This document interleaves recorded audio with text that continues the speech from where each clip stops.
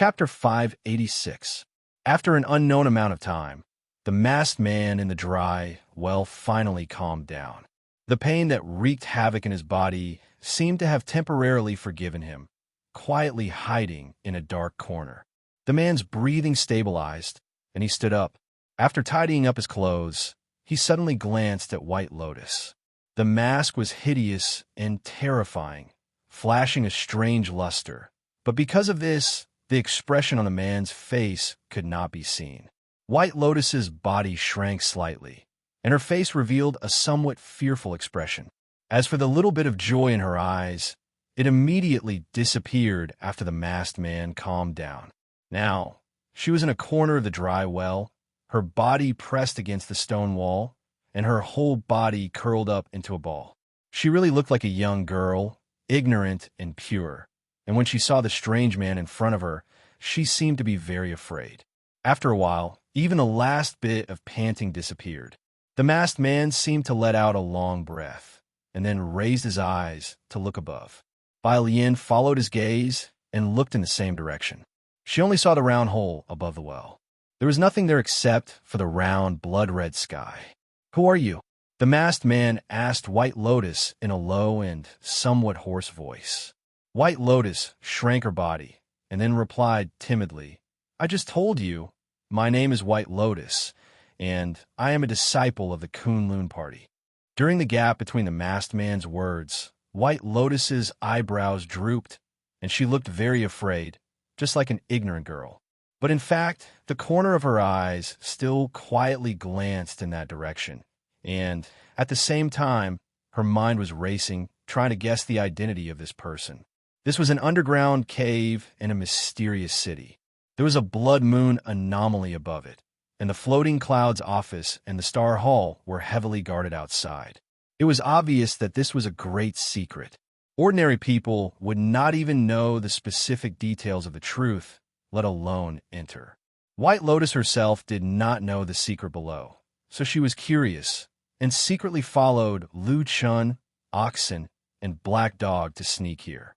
At this time, she more or less came to a realization.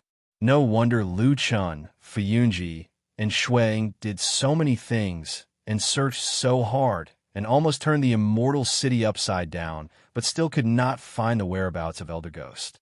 If this person in front of her was indeed Elder Ghost, it would explain why Fuyunji returned without any results. Probably no one would have thought that Elder Ghost would actually be hiding under everyone's noses. However, looking at this person's appearance, especially the painful and even self-mutilating action just now, White Lotus had an idea in her heart. This Elder Ghost did not have an extremely terrifying hidden illness, or he was seriously affected by this underground world that was shrouded by the blood moon radiance. It was even possible that it was both. Elder Ghost seemed to have completely calmed down at this moment. Of course, the mask on his face covered his face, and it was impossible to see whether he was happy or sad. Only a pair of deep light could be seen in his eyes. He looked at White Lotus, and after a moment of silence, he said, "Just an ordinary Kunlun disciple?" White Lotus did not speak, but her heart still slightly tightened. After a moment, she heard Elder Ghost say, "Why would an ordinary Kunlun disciple come here? There are many people guarding outside this cave, right? Also, when you were caught by me, that Taoist technique divine power, was it called Snow Wind Scripture? That thing is not ordinary." White Lotus almost instantly made a decision in her heart, and then said, "I am a disciple of the Kunlun party. My master's Taoist name is Bai Chun, and he was the one who taught me the Snow Wind Scripture. However, he has already passed away, and I have no one to rely on in this immortal city. As for why I came here, it's because I was too bored, so I followed that person named Lu Chun down here to have some fun. Senior, I really didn't mean to disturb you. Please spare me this time, please." At the end of her sentence, tears welled up in White Lotus's eyes, and she actually looked like she was really about to cry. However, in her heart, her thoughts were spinning rapidly, and she was thinking hard of countermeasure, although she was begging bitterly. But in reality, White Lotus's thoughts were very clear in her heart. It was fine if this person was not Elder Ghost, But if he really was Elder Ghost, then it was impossible for him to let her go. What if he let her go and snitched on her, putting her life in the hands of a seemingly innocent and strange young girl? White Lotus herself did not believe this kind of thing. So she also did not believe that this devil sect's last great enemy, who had a terrible reputation and had been the enemy of the righteous faction Zhengxiameng for decades, would make this mistake. Yes, from White Lotus's point of view, the possibility of this monster that was neither human nor ghost being shameless and obscene, or even killing her, was far higher than the possibility of him being kind. Then right now, it was a hopeless situation where she had a slim chance of survival. She seemed to be unable to defeat this person. Then, was there still a chance of survival? Hearing White Lotus's pleading, Elder Ghost looked as expected indifferent and did not even hesitate at this moment, but coldly looked at White Lotus and said, "Snow Wind scripture is indeed a good thing. Your teacher actually passed it down to you. Seems like he values your talent very highly." White Lotus said, "Yes, to tell the truth to Senior, teacher only passed down the Snow Wind scripture to me alone. My other two senior brothers did not obtain this skill." And when Elder Ghost heard Till here for the first time, he revealed a little astonishment, and then after a moment of silence, he looked at White Lotus, his voice awe-inspiring, and said, "Didn't expect you to be such a lucky person. That Snow Wind scripture is a unique skill. I senior you on it. I will pass it to you." White Lotus directly interrupted, her tone firm, her expression sincere, as if the person in front of her was not her enemy, but her great benefactor who had given her a second life. Elder Ghost paused for a moment, probably did not expect that the little girl in front of him would actually have this kind of attitude. The Snow Wind scripture, in the eyes of a person at his level, was of course an extremely precious treasure. As long as there was a chance, he would definitely want to take it for himself. But White Lotus's reaction was far from what he had originally expected. For a moment he did not know what to say, and only after a long while did he say, "Isn't this your teacher's painstaking effort? You are the disciple of a Huashan true monarch. Why don't you have the slightest thought of being loyal to him?" A trace of sadness flashed across White Lotus's face, and then said, "I have let Senior see a joke, to tell the truth.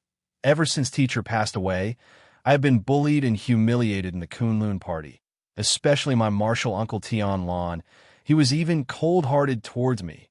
As she said Till here, she secretly glanced at Elder Ghost from the corner of her eye, and indeed saw that when Elder Ghost heard the name of true monarch Tian Lan, his body slightly shook, as if his attention was suddenly focused.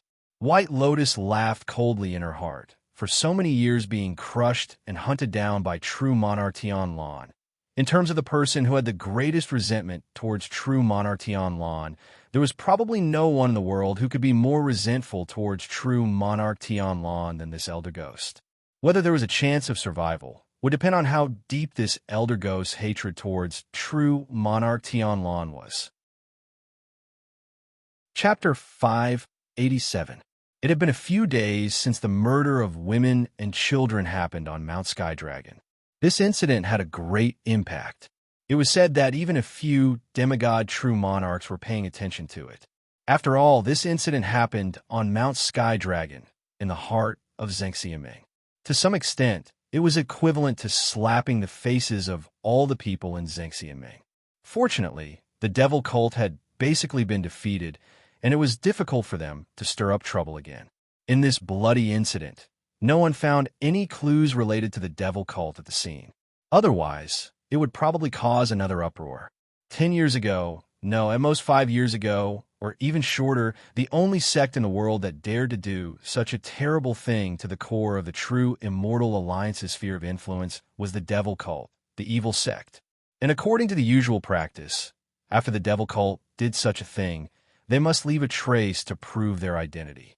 This was equivalent to announcing to Zhengxiameng and even the whole world that this earth-shattering event was done by them. Therefore, this time the scene was so clean. In fact, it also proved that the devil cult seemed to have nothing to do with this incident. This also made many people in Fuyunji heave a sigh of relief. After all, if one were to talk about the motive of the murder, the number one suspect who hated Chun He and his family to the bone would probably be the devil cult. As for those enemies in Xingxianming, because of the conflict of interests, it was unlikely that they would do such a thing. But now that the truth was in front of them, Chun He and his family were killed, Xingxianming's face was completely lost, Fuyunji and even true monarch Tianlan's faces were slapped. So many people, including the various forces in Xingxianming and the big and small forces in the big immortal city, paid special attention to the movements of Fuyunji during this period of time. Was there any movement in Fuyunji? Of course there was. After such a big event, if there was no movement, then wouldn't they be no different from a stone man? From Shuiying to the bottom of the Floating Clouds Division, the entire organization of the Floating Clouds Division seemed to have been mobilized. They started their investigation from the Heavenly Dragon Mountain and continued their pursuit. Their spies were everywhere, tracking down every single suspicious clue and suspicious person. As for whether or not this was of any use, outsiders had no idea. Everyone only knew that the terrifying murderer had yet to be caught. However, the Fuyun Agency's search efforts were getting stronger and stronger. The entire immortal city seemed to be restless because of them. It was just that the majority of people didn't dare to resist. After all, it was clear that the Fuyun Agency was truly anxious this time around.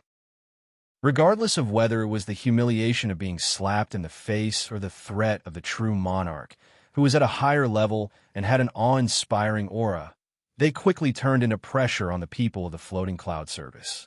Regardless of whether that murderer was dead or alive, they had to find him. The whole immortal city was solemn. It seemed like even the prosperity of the past had lost its color. Perhaps under the pressure of such a strong force, the people had become cautious and cautious. Since he was very young, he was basically a very cautious person. His parents died when he was young, and he had a younger brother who was even more immature to take care of. Along the way, he had really suffered a lot. When he was young, it was to eat his fill. When he was older, he entered the Kunlun party to climb up. Everything was for a better life, so that he could be more at ease. Yes, he had never been at ease. In the depths of his heart, he always felt that he would always be the child who pulled his young and immature younger brother and stood helplessly and hopelessly on the streets. He had no sense of security. He had nothing. He always felt that everything in his hands could be lost at any time. Everything now was like a child's naive and exaggerated dream. When he woke up, everything was empty, and he returned to that terrifying, lonely, and hopeless world. He had never spoken of this feeling to anyone, including his younger brother, Gang. Originally, everything seemed to be slowly getting better. He had become Dukan Jinren's disciple. His cultivation had advanced, his reputation had risen, and his future was limitless. Everything would get better. But later, so many things happened one after another. His younger brother died, and he didn't know who the real killer was. His master also died, and the real killer was himself. Some paths had been taken wrongly, and it turned out that there was really no turning back. Every night, when it was dark and silent, when he was alone, he would think about the past, wondering if there was a second path he could choose. However, there was no medicine for regret in this world, even if it seemed that the choice he made was completely wrong. Perfected Lord Tianlan was not someone he could trust at all. Even though he had done so many things for this perfected lord, betraying his master whom he was indebted to and betraying the first half of his life, he was perhaps as insignificant as an ant in perfected Lord Tianlan's eyes. He felt that he was about to lose everything. He was extremely afraid of this. Even if everyone in the world thought that he was strong and powerful, he knew that he was weak and timid inside. He could never let himself be in a situation where he had no one to rely on again. It was Tianlan who had betrayed him first. Everything he had done was just to let himself live better, or even just to survive. He did not believe that after Lu Qian became the master, he would still tolerate him. After all, he had personally thrown him into the Longchuan River. He even felt that with true Lord Tianlan's ruthlessness, in order to pave the way for his disciple, he would probably die a violent death before Lu Qian became a master.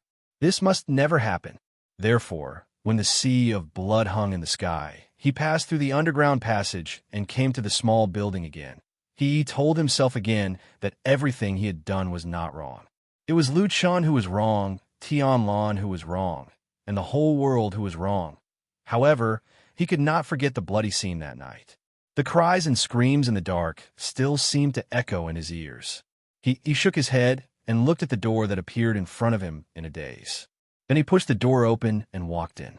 Just like the last time he came here, this door looked like a very warm and gentle bedroom, as if a young girl was living her best years here.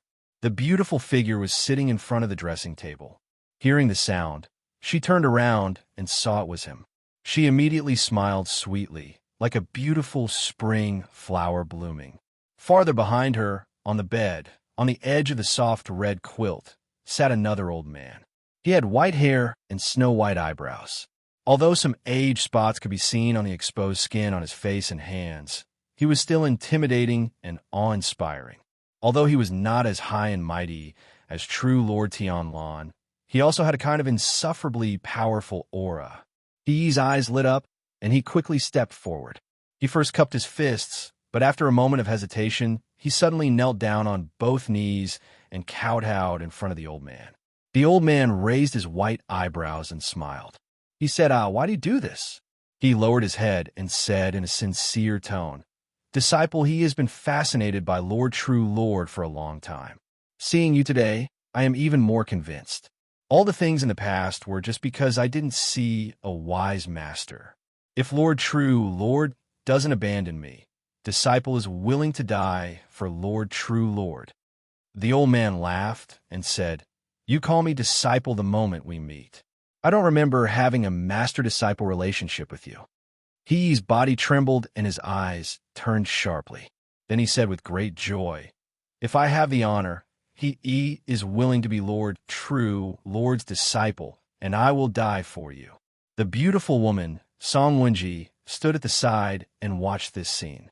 She smiled faintly, but a complicated expression flashed across the depths of her eyes. There was a tinge of coldness and a hint of mockery. She turned to look out of the window and saw that the sky was oppressive and the sea of blood was surging. She thought to herself that this filthy world would rather the end of the world come sooner. Chapter 588. Lu Chun and Old Ma called outside the room where Su Qingjun used to live for a long time, but there was no movement in the room. The doors and windows were closed tightly. Looking at the situation, it was obvious that either the person in the room did not want to see them at all, or there was no one in the room at all.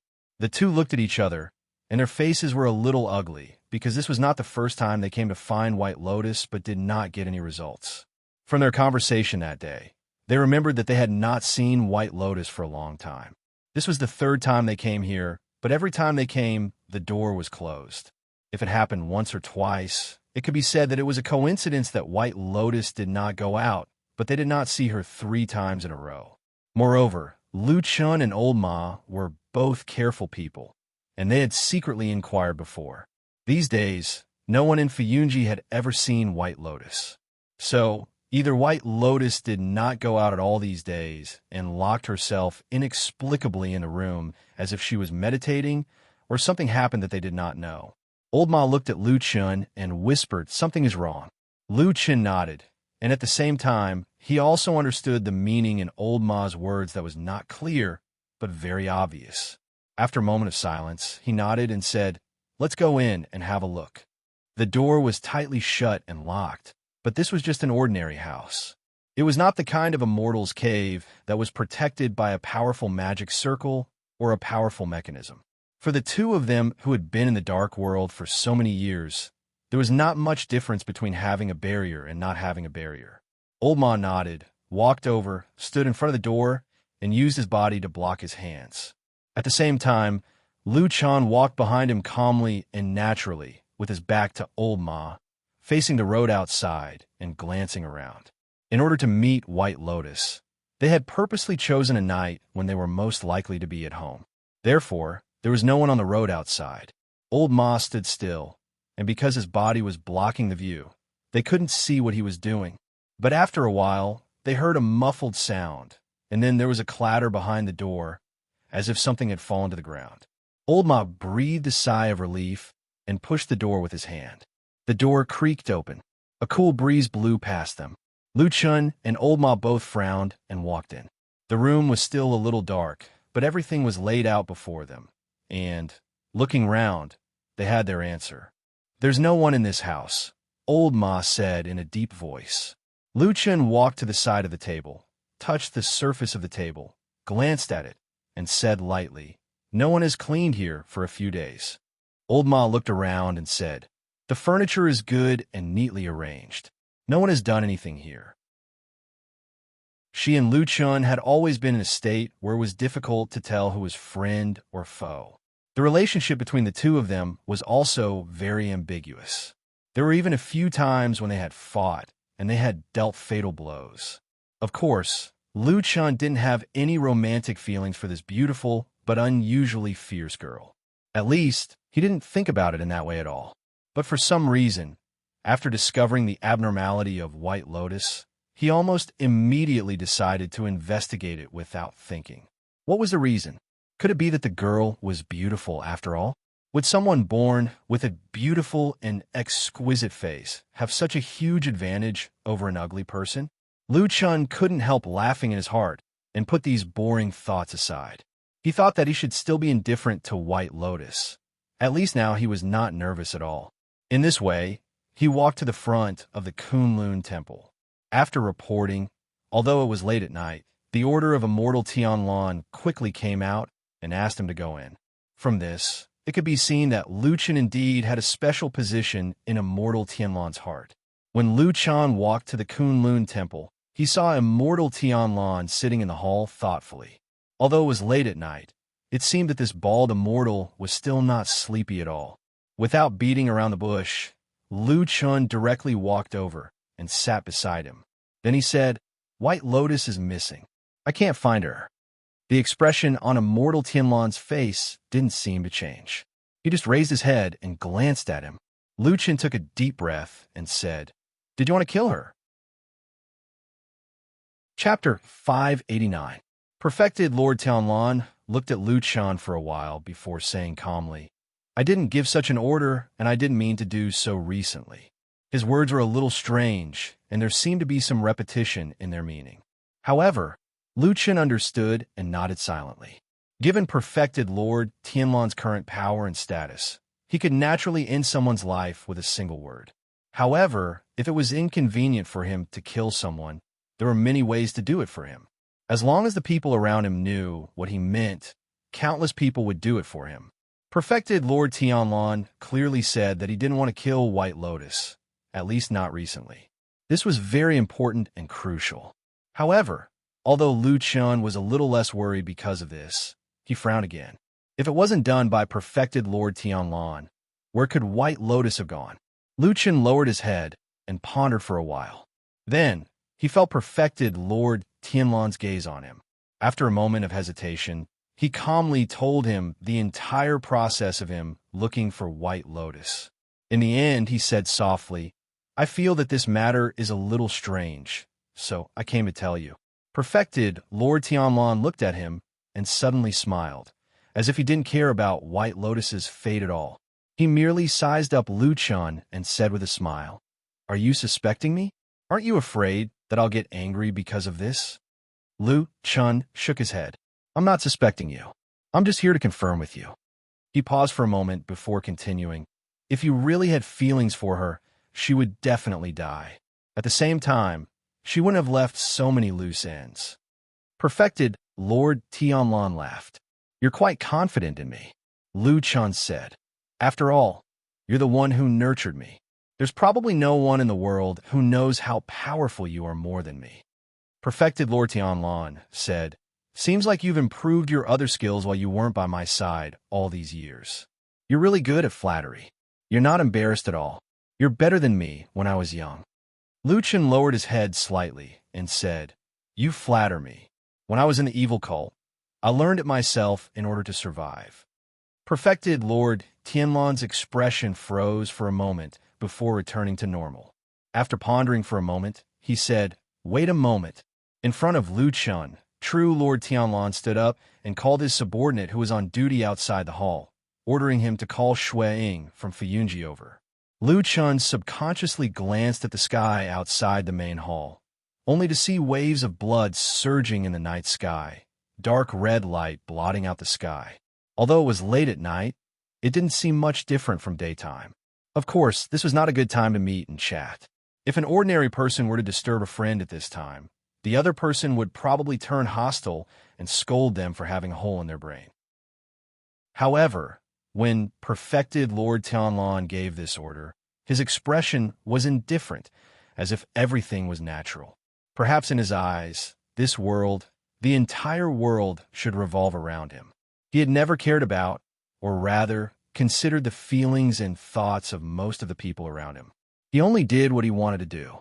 However, the most terrifying thing was that after so many years, the achievements he had, the strength he possessed, his prestige, and his power had made all of this a matter of course. Lu Chun lowered his eyes slightly, his face expressionless. However, he was secretly thinking about how Shui Ying would feel if she, who was lying in a warm bed, was suddenly woken up and forced to rush here. Would she secretly scold this damned baldy for having a hole in his brain? Lu Chun was suddenly very curious about this. Nowadays, Zhengxiameng was becoming more and more bloated, and the efficiency of many halls was deteriorating. They were dragging their feet, which was depressing. However, this did not include Fuyunji.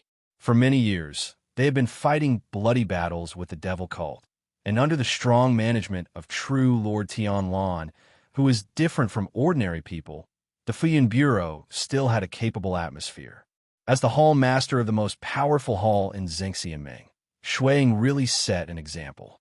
Not long after perfected Lord Tianlan's order was passed down, she had already rushed to the main hall of Kunlun in no more than a quarter of an hour. Someone had already instructed that if Shui Ying came, there was no need to inform her, and that she could come in directly. Therefore, Shui Ying hurried all the way, looking a little anxious. It seemed that she was a little worried that there might be something urgent here with perfected Lord Tianlan. However, when she walked into the main hall of Kunlun and saw that Lu Chun was also sitting there, a strange expression appeared on her face. For a very long time in the past, she was often the only one who could accompany perfected Lord Tianlan to do things and preach in the middle of the night. Shui Ying took a deep breath, but a smile appeared on her face. It was as if she had suddenly completely forgotten the unpleasantness from a few days ago. She first nodded at Lu Chun in greeting, then faced perfected Lord Tianlan and bowed solemnly. She said softly, "My lord, are you looking for me?" Perfected Lord Tianlan nodded, but did not say anything. He only pointed at Lu Chun. Seeing Shui Ying's somewhat surprised gaze turn towards him, Lu Chun had no choice but to tell her about White Lotus again. At the same time, he was also secretly observing Shui Ying's expression. After all, Shui Ying's position on Celestial Dragon Mountain was special. She had been in a delicate situation recently, but she still had such a powerful force in her hands. If she really wanted to do something, even Lu Chun was not confident that he could completely stop this woman. Perhaps only perfected Lord Tianlan could completely suppress her. After hearing Lu Chun's words, Shui Ying was first surprised, then a thoughtful expression appeared on her face. At the same time, perfected Lord Tianlan slowly opened his mouth and called out to Shui Ying. "Shui Ying, your subordinate is here." Shui Ying bowed respectfully to perfected Lord Tianlan. Perfected Lord Tianlan said, "I asked you to secretly watch over White Lotus, right?" Lu Chun's heart skipped a beat. Shui Ying nodded and said, "Yes, I've already arranged for people to watch over her. When she did something unusual a few days ago, we stopped her. However, ever since you agreed to let her go to the Western Continent's Kunlun Mountain, she seemed to be much more well-behaved when she returned to the Immortal City. Furthermore, you only told me not to let her leave the Immortal City casually. You did not forbid her from leaving the Immortal City on normal days, so I have probably slacked off a little. They will only appear near the borders of the Immortal City. At other times, they're probably careless." Her expression was solemn as she said to perfected Lord Tianlan, "This matter is my dereliction of duty. Please give me a few days' time. I will make the arrangements now and definitely find out the whereabouts of White Lotus and report it to you." Perfected Lord Tianlan said indifferently, "We can talk about other things later. First, go and ask where White Lotus was last seen and who she has been in contact with recently. Investigate properly." Shuang nodded and said, "Yes." She then stood up and quickly left the hall. Sitting at the side, Lu Chun, who had not said a word throughout the entire process, frowned and said, "For what you said just now, could it be that you suspect someone?" Perfected Lord Tianlan harumphed and said coldly with a murderous expression, "In this immortal city, the only ones who dare to go against me and play tricks in the dark are those 4 to 5 old soul formation cultivators. It's good that this matter has come. I was planning to have a good chat with them anyway." Lu Chen looked at his expression and did not say anything. However, he only felt a slight chill around him. The night outside the hall seemed to be getting colder and colder. The wind was also getting stronger. Chapter 590. At daybreak, Lu Chun walked down from Sky Dragon Mountain and strolled on the streets of the immortal city. The strange and gloomy sea of blood phenomenon in the sky had already seriously affected the most bustling and largest city in the world. In the past, at this time, the immortal city would have already started to bustle with people coming and going in an endless stream. But today, when Lu Chen walked on the streets, he found that the surroundings seemed a little cold and desolate. There were only a few people coming out from the streets. Some people had left, and some people stayed but were unwilling to go out. Even those who walked out of their houses looked heavy and depressed. After all, the terrifying sea of blood above their heads didn't look like a scene of doomsday, no matter how they looked at it. How can anyone be happy about it? Lu Chen frowned slightly. He had thought of this scene before, but he did not expect it to be worse than what he had expected. Although the blood sea phenomenon was only a scenery floating in the sky and had never caused any substantial harm to the people in the immortal city, the atmosphere was still unbearably oppressive. He did not even need to go to Fiyunji to know that the daily reports there must be more and more people leaving. At the far edge of the sky, about 20% of the sky was still bright. It was the original sky with a clear blue color and a few white clouds. There was also the sunlight from the sun that should have risen at this time, reflecting a faint golden light at the edge of the blood sea, telling people that this world was not originally like this. What would the future be like? No one knew. Lu Chen retracted his gaze and suddenly felt a little dispirited. He thought of White Lotus, whose whereabouts were unknown and whether she was alive or dead. He suddenly thought that perhaps leaving this city was also a good way to live. When he sensed this thought, he was also stunned.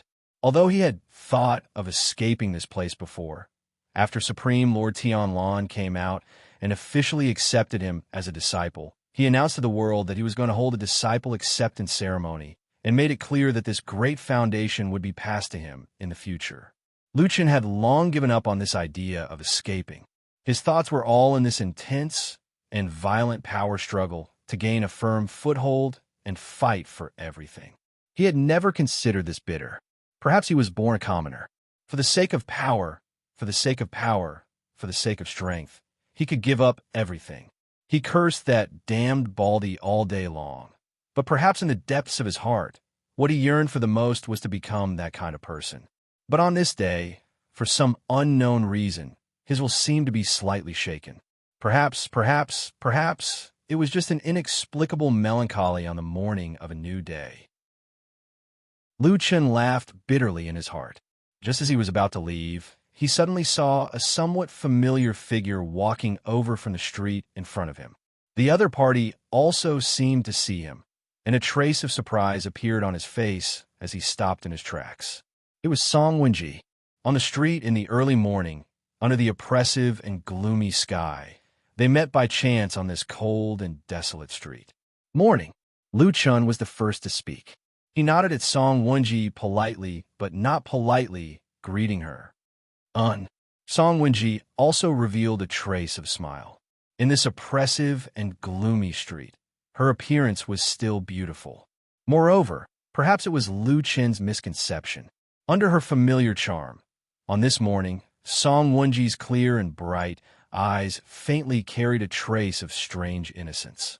Like a playful child, longing for the beautiful scenery outside the house, secretly running out of the house early in the morning, breathing in the fresh air, running to her heart's content on the small path between the mountains.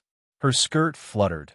The cool breeze swept past her smiling face and hair, leaving behind a clear and melodious laughter like a wind chime. That was an innocent child. That was a beautiful time, elegant like a bubble, bursting in an instant. She stood under this terrifying dark red sky, still that enchanting seductress. She buried her innocence, changed her smile, walked over, and said with a smile, "Were you busy last night? Why are you here so early in the morning? Did you just come down from the mountain?" "Yes," Lu Chan said smoothly. "Last night, my teacher came to talk to me about something, but it was delayed, so I just came down from the mountain. What about you?" Song Wenji seemed to say casually, "Oh, I went to bed early last night. When I woke up in the morning, I was moved and wanted to go out for a walk." She changed her words. Lu Chan noticed this. After glancing at Song Wenji, he thought that maybe she felt that it was not nice to say that. Lu Chan could stay with perfected Lord Tianlan for a whole night to discuss things. But if she told others that she stayed with perfected Lord Tiehu for a whole night, no matter what she said or did, there would probably be countless rumors immediately. Even though the rumors had already spread like wildfire, it was still a rumor. But no matter what, it seemed that this woman still wanted to maintain her mood and dignity this morning. Lu Chan smiled and nodded, saying to Song Wenji, "You are the most comfortable. I have been busy all night and haven't eaten anything yet. How about this? Have you eaten? I'll treat you to breakfast." "Breakfast?" Song Wenji looked at Lu Chan with some surprise. For successful cultivators like them, the normal need for food had actually been reduced to a negligible level. Most of the time, they only had a taste for ordinary people's food. However, perhaps it was because Lu Chen's smile looked gentle, or because in the past few years, after the rumors about her and perfected Lord Tiehu spread, no other man dared to invite her out like this. Was it because he was the disciple of perfected Lord Tianlan? Her heart jumped a few times. Then she suddenly revealed a smile. That little bit of pure joy was mixed with the beauty that could charm all living beings. She nodded heavily and said, "Okay." The Immortal City was a huge city with countless people. Although there were many cultivators, there were even more ordinary mortals living here. Because of Zhengxiameng's strong maintenance of order, cultivators and mortals were like two completely different classes, living peacefully in this city. To eat breakfast, of course, they had to go to a place where mortals lived. Lu Chan led Song Wenji through a few streets, came to a street where mortals lived, and turned into a very lively alley. Then, in front of them, was an extraordinarily lively stall. Along the alley, there were at least a few hundred people, either standing or sitting, eating breakfast here, talking and laughing, as if the smoke of the mortal world was blowing in their faces. "Let's do it here, what do you think?" Lu Chan smiled and turned back, saying to Song Wenji. However, the moment he turned back and saw Song Wenji, he was suddenly startled. He saw Song Wenji standing beside him, staring blankly at the alley in front of her. Her eyes were deep, as if she saw something that stirred up her emotions. She actually stood there motionless, as if she did not hear Lu Chen's words at all. Many years of time, at that moment, seemed to flow backward, gently flashing past her eyes. She had a happy and beautiful childhood. Holding that soft and warm hand, she ran here, pointed at the stall, and shouted with a smile, "Sister, let's eat there, Miss Song." Lu Chen's voice rang in her ears, awakening Song Wenji from her memories. Her body trembled slightly, and then she slightly lowered her head. After a moment, when she raised her head again, she revealed a smile and said to Lu Chan softly, "Come, I know a very delicious stall here. I'll take you there." Chapter 591. A small wooden table and a shabby chair were placed casually on the roadside of the alley. A canvas was propped above their heads. Usually, it was used to shield them from the sun and rain. But now, It also blocked the dark red glow above their heads, making people feel at ease for no reason. A bowl of wonton, a little sesame oil, sprinkled with fresh green onions, was steaming hot and fragrant. It was somewhat appetizing, making people salivate and have an appetite. A big bowl was placed at the corner of the table, with chopsticks and spoons inside. Song Wenji happily took the white porcelain spoon, squinting her eyes to smell the fragrance. She took a deep breath, revealing a somewhat satisfied expression on her face. Lu Chun looked at her from the side, and then looked at the same bowl of wonton in front of him. After a moment of hesitation, he also picked up the spoon and scooped a mouthful of soup, tasting the taste.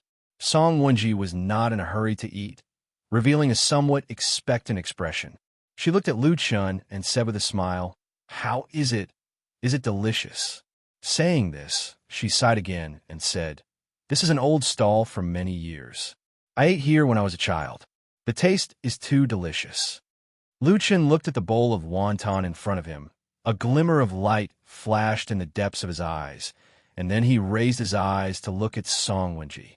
This woman, in Tianju Hall, and even in Zhengxianming, with her identity as the adopted daughter of Immortal Tiehu, could be said to be in the limelight of the younger generation.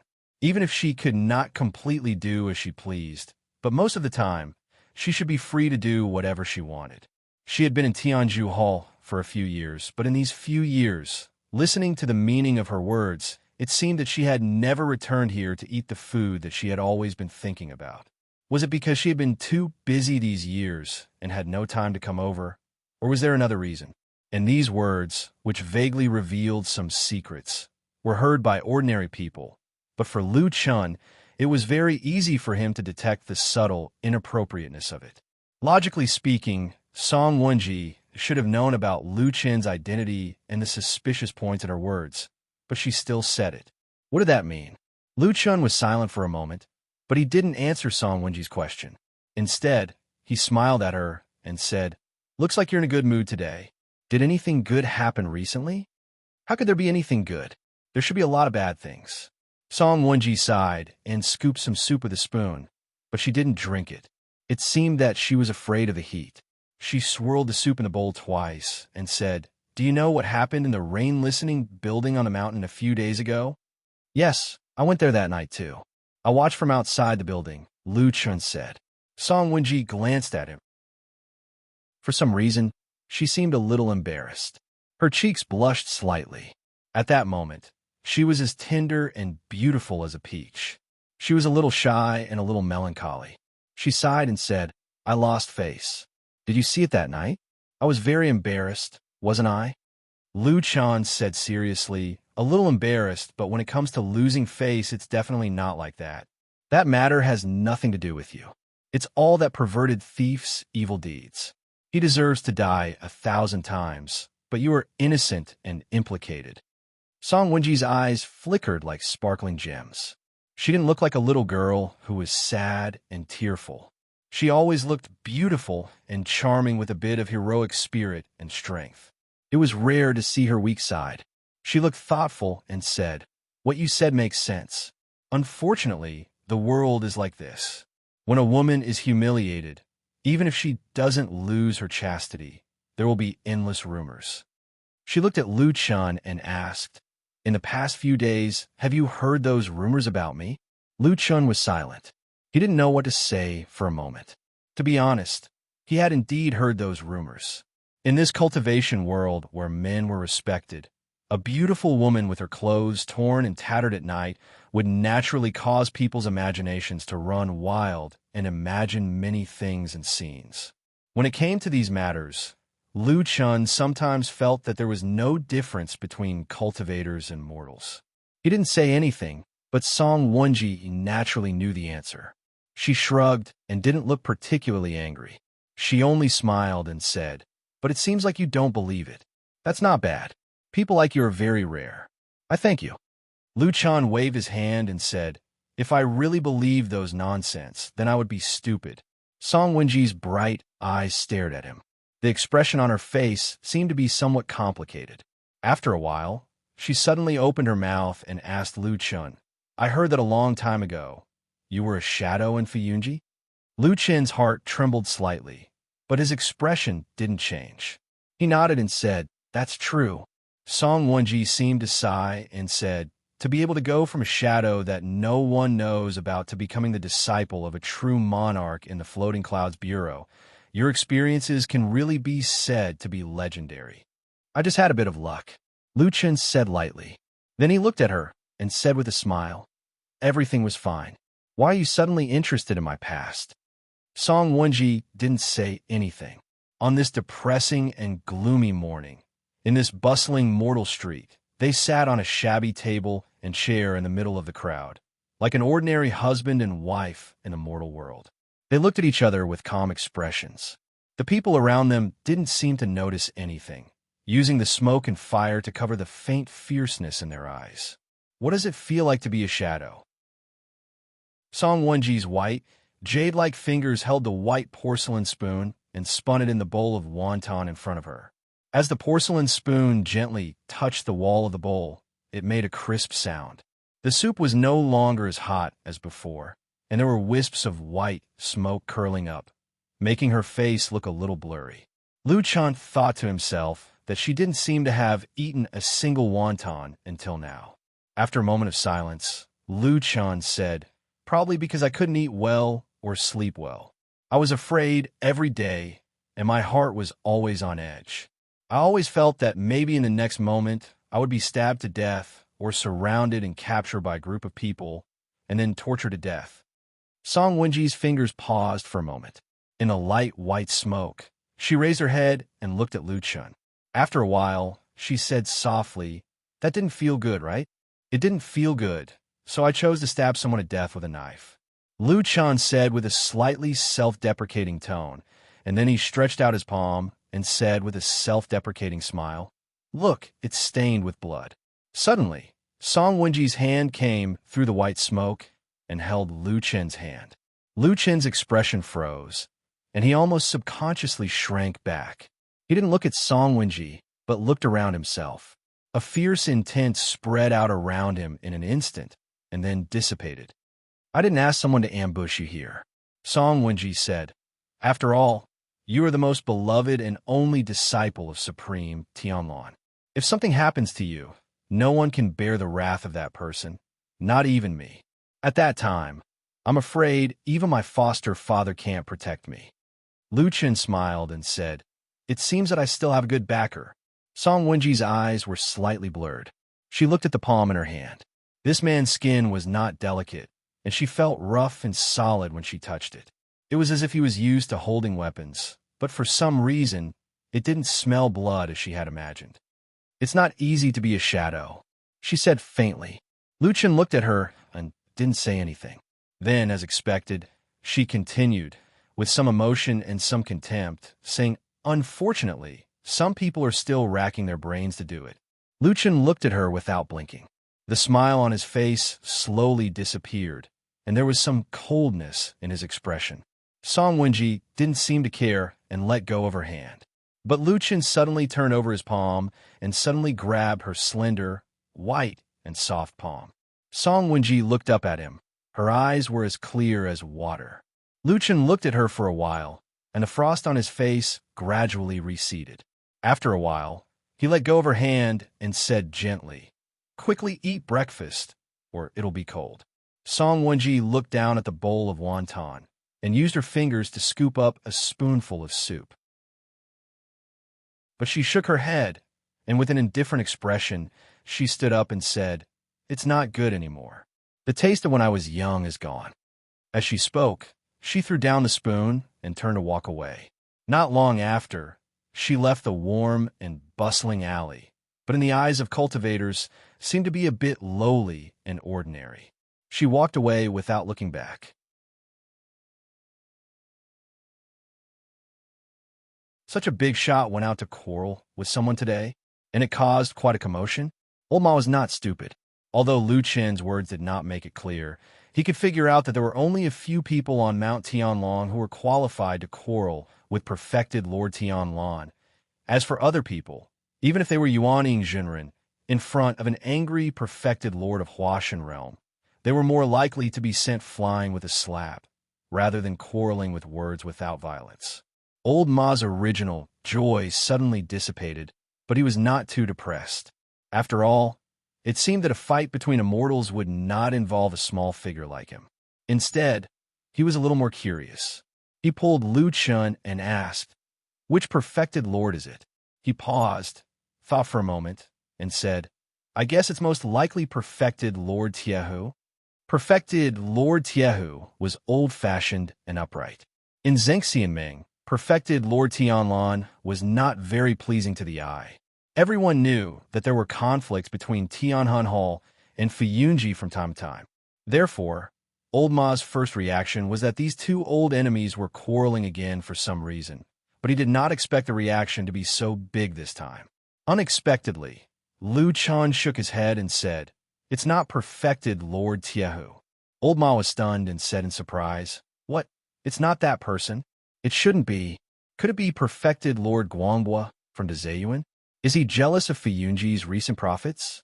It's unlikely for the others. Perfected Lord Golden Dragon? He seems—" Lu Chun interrupted him and said, "Stop guessing. It's perfected Lord Guyu from Starry Hall." Perfected Lord Guyu? Old Ma was really shocked this time. There was even a look of disbelief on his face. He said, "It shouldn't be. Isn't Starry Hall on good terms with us recently? Not to mention the other things, Starry Hall handled and guarded the devil cult's catacombs at the foot of the mountain together with us. Why are the two of them quarreling?" Lu Chun shrugged and said, "Who knows? I heard that perfected Lord Guyu punished a few of his trusted disciples. One of them was accused of being too close to Fuyunji. When the news came out, the damn Baldy flew into a rage. He ran to perfected Lord Guyu and quarreled. He even said that your Starry Hall is not clean either. You're always stuffing nails and shadows into Fuyunji. Don't think that we don't know." Old Ma was speechless for a moment. Although what Lu Chan said sounded unbelievable, he really didn't dare to deny it, because he knew in his heart that these words were very likely to be true. However, there seemed to be something strange about this matter. "Do you feel that there's something wrong with this matter?" Lu Chun pulled Old Ma and walked around the Floating Clouds Department's main hall towards the Kunlun Palace at the back. At the same time, he asked Old Ma in a low voice. Old Ma nodded very honestly. After a moment of silence, he said hesitantly, "Logically speaking, the two of them are of such high status. How could they, they shouldn't quarrel so easily." Lu Chun said faintly, "Because I just talked to the damn Baldy last night. He said that our Fuyunji may have been stuffed with many spies. Maybe there are people who betrayed us and took the initiative to collude with those outsiders. So, the damn Baldy seemed to be very angry early in the morning. When he heard the news from Starry Hall, he angrily went over and quarreled with them." Old Ma was a little stunned and said, "That's it." Lu Chun nodded and said, "That's it." But then he smiled and said thoughtfully, "But I always feel that he seemed to be doing it for someone to see. What do you think?" Old Ma was silent. These words, including some deeper speculations, could be said by Lu Chun at will, but he had some taboos. He looked at Lu Chun from the corner of his eyes. He saw that Lu Chun's face was solemn. He seemed to be thinking about something, but his eyes gradually brightened. Probably, he is finally going to start. Chapter 593. Everyone on Sky Dragon Mountain knew that the relationship between the 6 perfected cultivators of the divine transformation realm was a little subtle. The reason for this was very simple and easy to understand. They were all figures who stood at the peak of the cultivation world of the human race, and all other mountains were insignificant. Those who could ascend to this position were all peerless talents. Not to mention aptitude, in this regard, rare talent was only the most basic thing. It could even be said that at this level, precious qualities such as hard work, indomitable spirit, and unyielding perseverance were nothing. Instead, luck and opportunity became the key to the final separation between gods and mortals. Humans were not born to be fair. You have your opportunities, and I have my fate. In short, those who could become deity transformation stage perfected monarchs could almost be seen as divine rights bestowed by the heavens. They were favored by the heavens, so they were naturally proud and arrogant people. They were all great geniuses, all big shots with their eyes on the top of their heads, and all of them thought that they were the best in the world. Therefore, when they saw that there were actually people around them who were similar to them, they would naturally be a little displeased. Regarding this, even the most low-key and peaceful perfected cultivators of the divine transformation realm would probably have such thoughts. Therefore, although these perfected cultivators of the divine transformation realm in Xingxiaming were highly respected and powerful, they had always kept a certain distance from each other, and the occasional frictions and quarrels between them were like gossip that the people of Sky Dragon Mountain never got tired of, and had always been a topic of people's leisure time for many years. It seemed that this quarrel between the two perfected cultivators of the divine transformation realm, Tianlan and Guyu, seemed to be one of these immortal fights that no one was surprised to see. Although perfected cultivator Tianlan seemed to have gone a little too far by going from his own territory to the Star Hall and quarreling with perfected cultivator Guyu, although no one really heard of it, and no one really felt that there were signs of a big fight or Tao or divine powers inside, the scene was still quite frightening.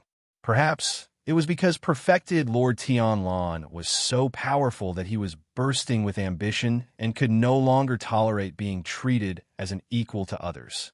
In fact, he could no longer suppress his ambition and was about to take action. This conjecture immediately spread like wildfire after the quarrel between the two bigwigs. In a short time, it spread throughout the entire Sky Dragon Mountain. In the blink of an eye, it even overshadowed the drama of immortal Tiehu punishing the perverted thief in the rain-listening tower for the sake of his adopted daughter a few days ago, and became the focus of everyone's attention. In addition to the fact that both sides of the quarrel were frightening big shots like perfected gods of Huashan Realm, there was another point that had secretly attracted many people's attention.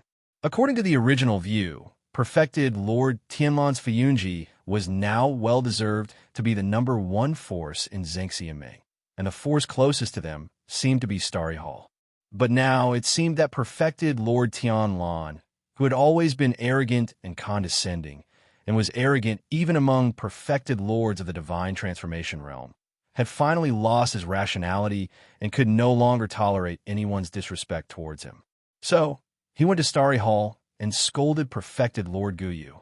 It was said that perfected Lord Guyu was so angry that his face turned pale at that time, and had a big quarrel with the famous bald perfected Lord Tianlan. During the quarrel, he even disregarded his identity several times and sarcastically ridiculed perfected Lord Tianlan's shortcoming of not being able to grow hair on his head, further infuriating perfected Lord Tianlan. Of course, big shots at this level basically use their mouths and not their fists. Once they started fighting, it would basically cause a landslide. Wise people would not take it, and people would not like it. After the incident, everyone in Starry Hall was half dead with anger. After all, everyone was a famous force in the world, and they really could not bear the humiliation when someone came to their door and slapped them in the face. But if that person was called Tianlan, forget it, they had to bear it even if they could not bear it. However, since then, the relationship between Starry Hall and Fuyunji instantly became like fire and water. Both sides were at daggers drawn, and there were many incidents of people quarreling and even fighting each other. It was a joyous occasion. Lu Chun was summoned by someone sent by perfected Lord Tianlan. When he walked to the entrance of Kunlun Hall, he happened to see Shuang also there. At the entrance of the hall, the two of them happened to meet. Lu Chun glanced at this woman and found that she seemed to be a little tired. He did not know if it was because she had been too busy recently and was under too much pressure. Thinking about it, it must have been hard on her. Originally, a large hall like Fuyunji already had a lot of affairs to deal with, but the big shot at the top did not stop worrying. He just had to find trouble and quarrel with the perfected lord of soul formation of Starry Hall, causing an uproar in the city. It was enough to give her a headache. Thinking of this, Lu Chun smiled slightly, but took half a step back and made a gesture of letting Shuang go first. Shuang was obviously startled and could not help but take another look at Lu Chun. Ever since the power struggle outside Chun He's house, The relationship between the two had deteriorated rapidly. Unexpectedly, Lu Chun seemed to take a step back today. But no matter what, this was also a kind gesture. Shuang was not the kind of woman who put everything on the surface. Although she had some doubts in her heart, she still put on a gentle expression and nodded at Lu Chun. After pondering for a while, she still walked through the door first. After all, there were many eyes and ears watching in the surroundings. Perhaps the situation could let them understand something. There were no outsiders in the hall. Only perfected Lord Tianlan sat there and seemed to be cursing. When he saw them enter one after another, his gaze swept across them. His expression did not change much, and he beckoned them over. Seeing that this person seemed to be a little angry and anxious, Lu Chun frowned. He felt that this damn Baldy was a little unusual. At least in his memory, he had almost never seen him not calm like this. When Shuang and Lu Chun approached, perfected Lord Tianlan did not let them sit down and talk. He asked directly, "I heard that there were people who had a dispute with Starry Hall and even fought?" Shuang nodded and said, "Yes, there were 17 disputes between the two sects in the past few days.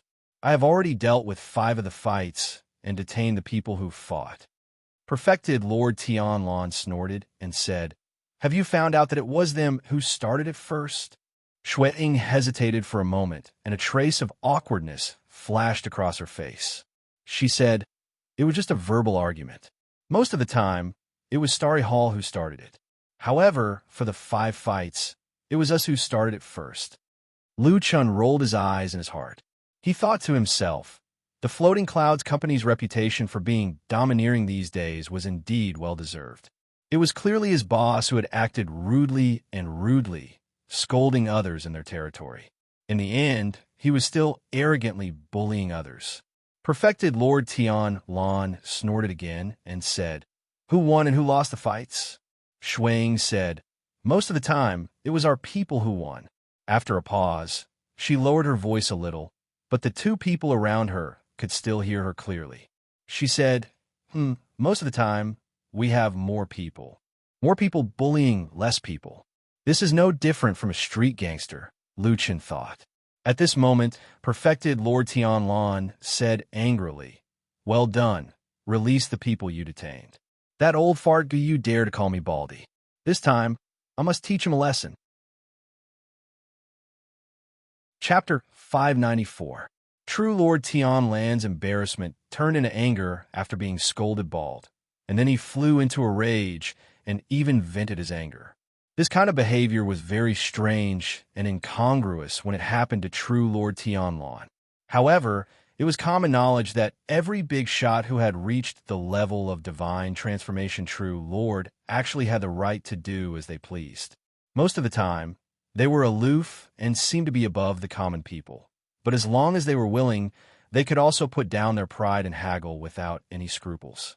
If the same thing happened to an ordinary person, it would be vulgar and shallow. But if true Lord Tianlan did it, Lord True Lord is indeed a man of character. You love and care for your subordinates, and you are also wise and mighty. It is our great fortune to be able to serve you. Shuang revealed an excited expression and sincerely expressed her loyalty. At the side, Lu Chun couldn't help but stare at Shuang a few more times. The expression of surprise on his face clearly said, "I didn't think that a powerful and arrogant hall master like you would actually know how to flatter." Although Shui Ying's expression remained the same under Lu Chen's gaze, there was still a trace of unnaturalness in her eyes, as if she was a little embarrassed, but she quickly concealed it. True Lord Tianlan seemed to be very satisfied with Shui Ying's attitude. He nodded and said to her, "I trust you when you do things. Let's do as we said earlier and secretly make those people from Starry Hall suffer a little. But don't make things too big. Although I'm not afraid of trouble, I also want to avoid breaking that old man Guyu's tail and making him jump up and bite people." What he meant was that he was directly comparing that person from Starry Hall to a dog. In this world, there is probably only one person who could be so unscrupulous towards a divine transformation true lord. Shuang and Lu Chun didn't dare to say anything. Shuang agreed and quickly retreated. Lu Chun watched her figure disappear through the door, then looked back at True Lord Tianlan and frowned. She was just flattering you. True Lord Tianlan's expression had already relaxed. Hearing this, he casually spread his hands and said, "Yes, but that was her own action. I couldn't do anything about it." Couldn't do anything about it? There was an old saying, when the superior likes something, the inferior will follow it. Lu Chan shook his head and opened his mouth to say something, but in the end he closed it. True Monarch Tianlan did not notice Lu Chen's expression and said to him, "Let Shuiying handle the matters of scheming with the other mountains in the Immortal Alliance. She is familiar with everything and has experience, so there is no need to worry. I called you here because I have something else to tell you." Shuiying asked. Shuiying said, "The people below have been investigating for a few days. Although they have not found White Lotus's whereabouts, on the last day, there were people who saw her figure in 3 different places." After saying that, he looked at Lu Chun meaningfully and told Lu Chun 3 locations in chronological order. These 3 places were not on Mount Celestial Dragon, but on the streets of the Immortal City. Lu Chen's brows slowly furrowed. He counted the days in his heart and recalled the few hours that Supreme Lord Tianlan had mentioned. Suddenly, his expression changed abruptly. There was shock in his eyes as he raised his head to look at Supreme Lord Tianlan. True Lord Tianlan smiled and said, "Looks like you've thought of it." Lu Chan took a deep breath and said slowly, "Those 3 hours on that day, I happened to pass by those 3 places." After a pause, Lu Chan narrowed his eyes and said, "So she was secretly following me that day." Moo! A low cry came from the entrance of the main hall of Kunlun. Lu Chan looked in that direction and saw Oxen's huge body walking past the entrance of the main hall, followed by a black figure. It seemed to be Atsu. These days, Atsu would often come to play with Oxen. However, since Oxen was suddenly suppressed in the underground cave and suffered a great loss, Atsu's attitude towards Oxen seemed to have a subtle change. They no longer respected Oxen as they used to. They seemed to have realized that Oxen also had a weakness. But no matter what, Oxen was still powerful, so Atsu seemed to be willing to play the role of a follower until now. Lu Chan recalled that he seemed to have been brought into that underground cave by the green ox that day. His heart skipped a beat, and he turned to look at Perfected Lord Tianlan again. Before he could speak, Perfected Lord Tianlan had already said, "Go. It seems that you have a clue. I don't care what you're going to do. In short, I want to see her if she's alive, and I want to see her corpse if she's dead." Lu Chan was silent. Then, he nodded and turned to walk out. When he walked out the door, he paused and then barked at Atsu, who was not far away. Atsu took a look at Oxen and quickly ran to him, wagging its tail at him, looking very friendly. Lu Chan said, "Accompany me to do something." "Woof." Atsu barked. It looked like he agreed. Lu Chan glanced at Oxen, who was lying lazily on the side, and strode over.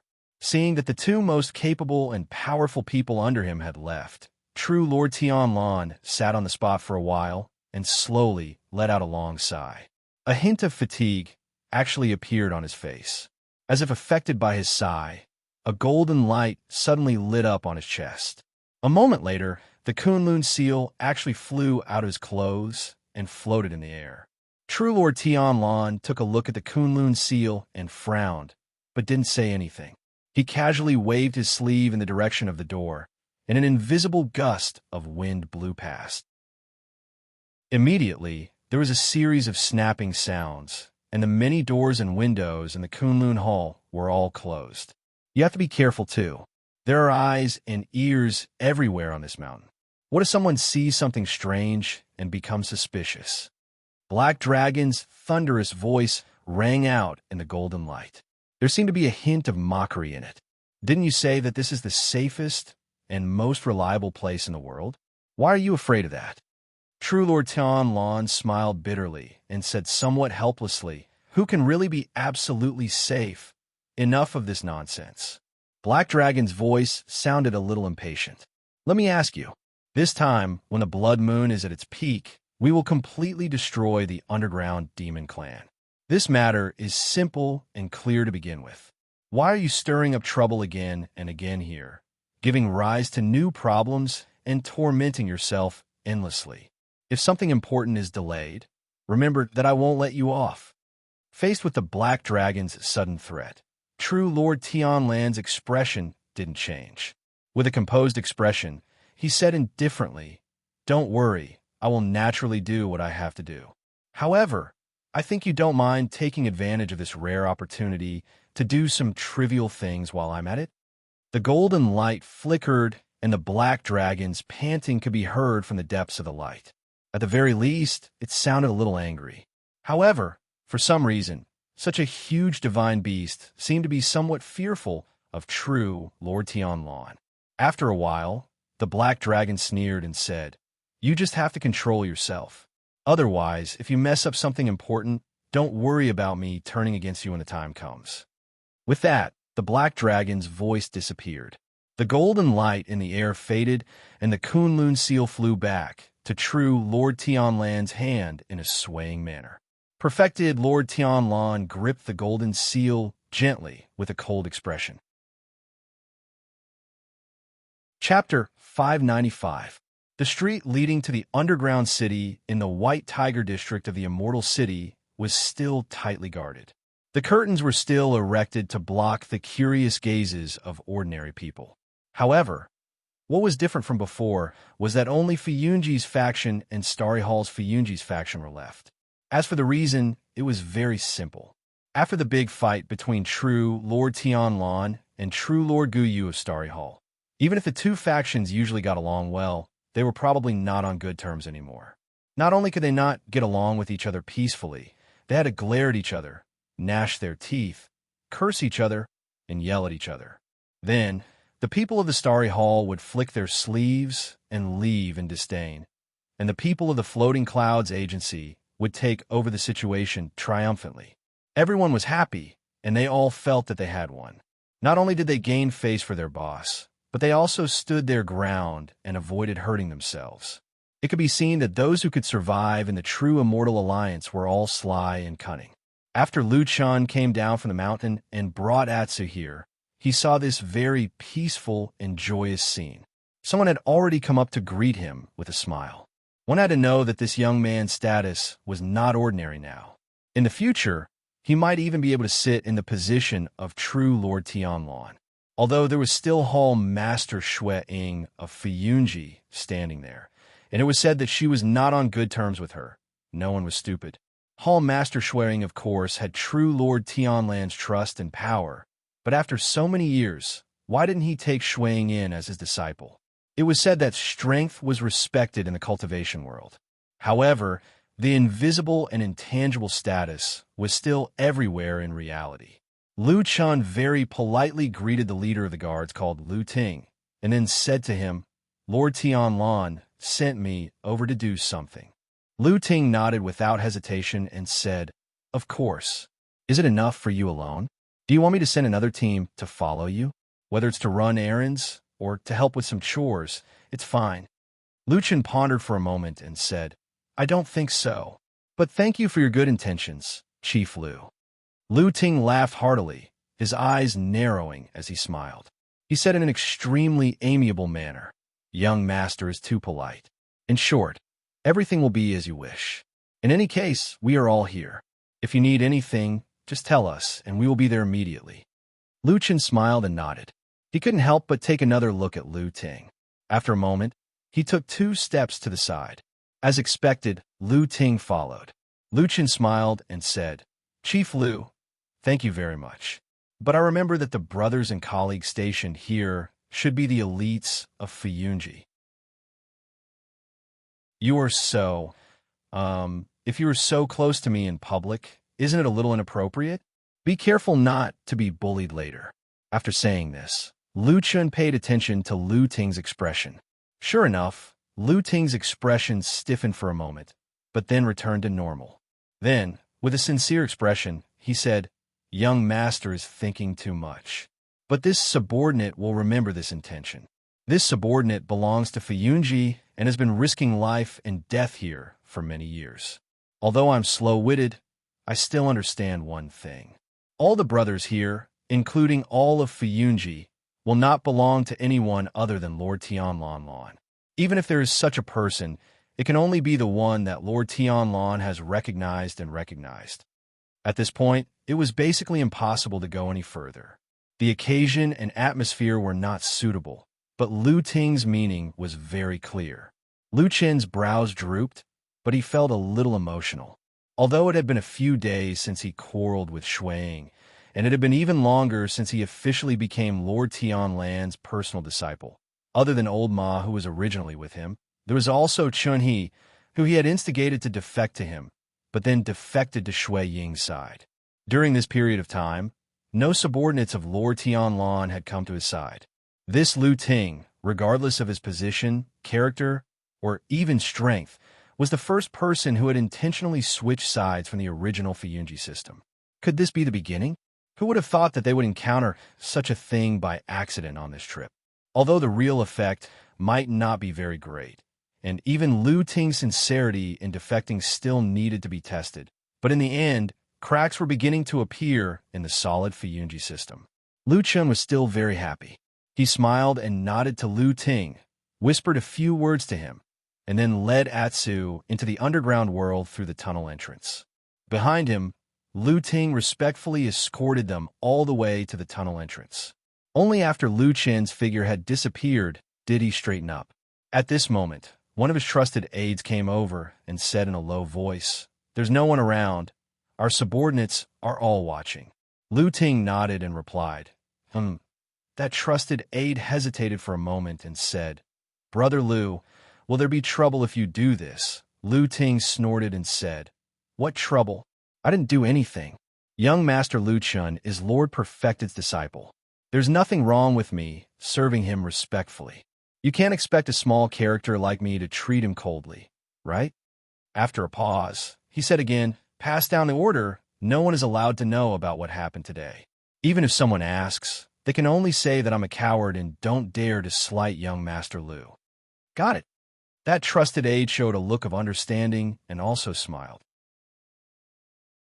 While the two of them were talking, among the ordinary guards in the distance, an ordinary-looking guard who was standing next to a cloth curtain in the periphery glanced over coldly at them. Lu Chen's memory was very good.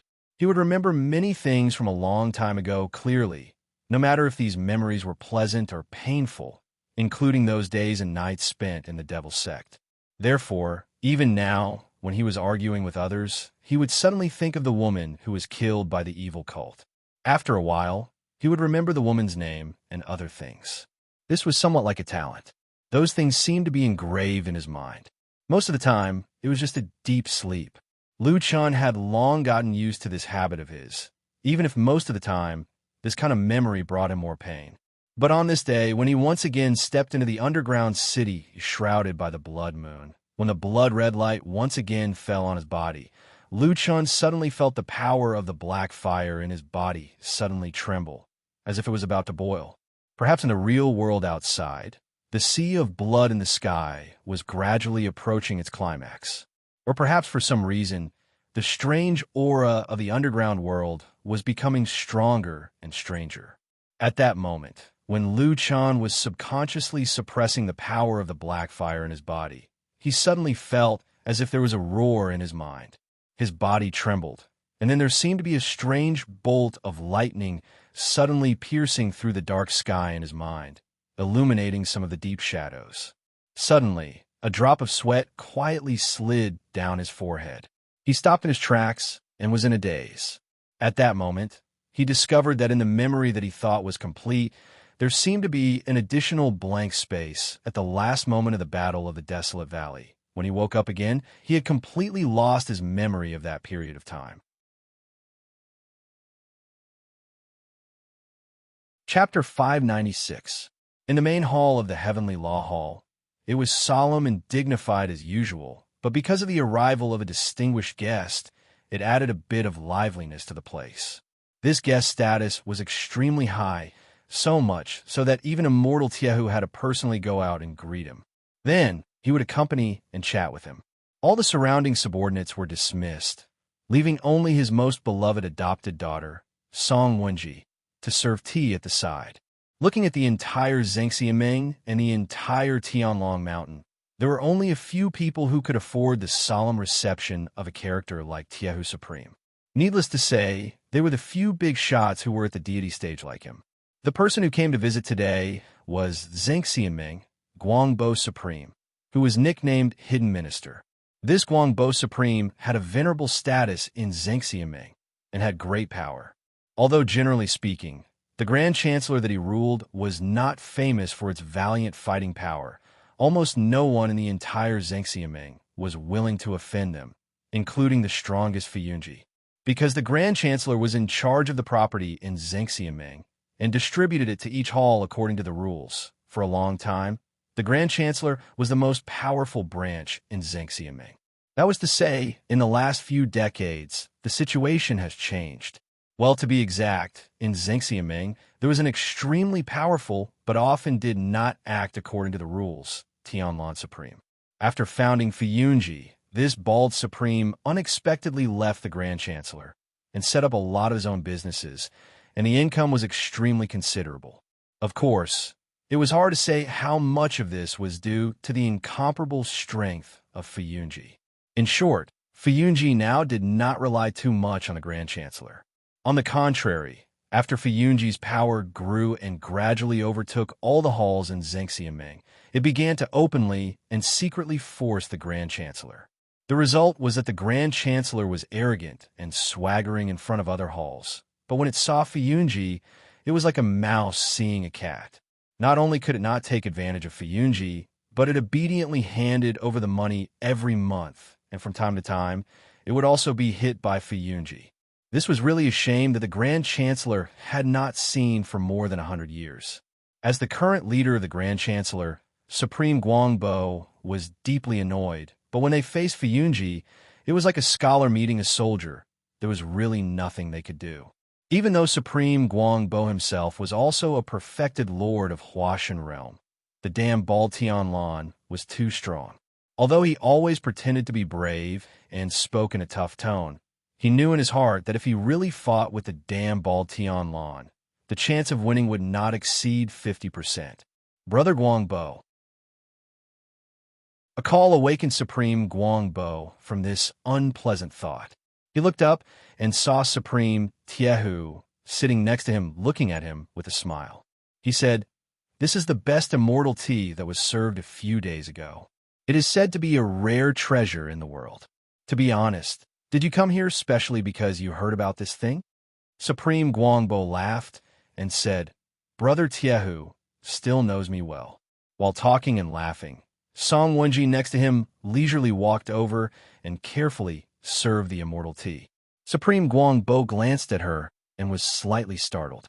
He saw that in the white smoke and the fragrance of the tea, this woman's face was charming and beautiful, but also seemed to have a trace of mystery, which was a kind of soul-stirring feeling. He slightly narrowed his eyes and then said to Supreme Tiehu with a smile, "I guess this must be your famous daughter, Song Wenji?" Song Wenji's cheeks slightly blushed. She took 2 steps back and returned to Supreme Tiehu's side. Supreme Tiehu looked at Song Wenji with affection and said casually, "She is a little girl. How could she be famous?" But speaking of this, he seemed to suddenly think of something. His expression suddenly darkened, and he snorted, "It seems that you have also heard about the incident in the rain-tasting tower a few days ago." Supreme Guangbo smiled and nodded, but in his heart, he felt that this old man Tiehu really wanted to save his face. Everyone was on Mount Tianlong, and the incident was so big that even the blind and deaf people on the mountain would know about it. However, he certainly could not say so in order to save his face. After that, Supreme Guangbo said that the dead perverted thief deserved to die, and that Brother Tiehu is old but vigorous. Eliminating evil for the people was really not to be underestimated.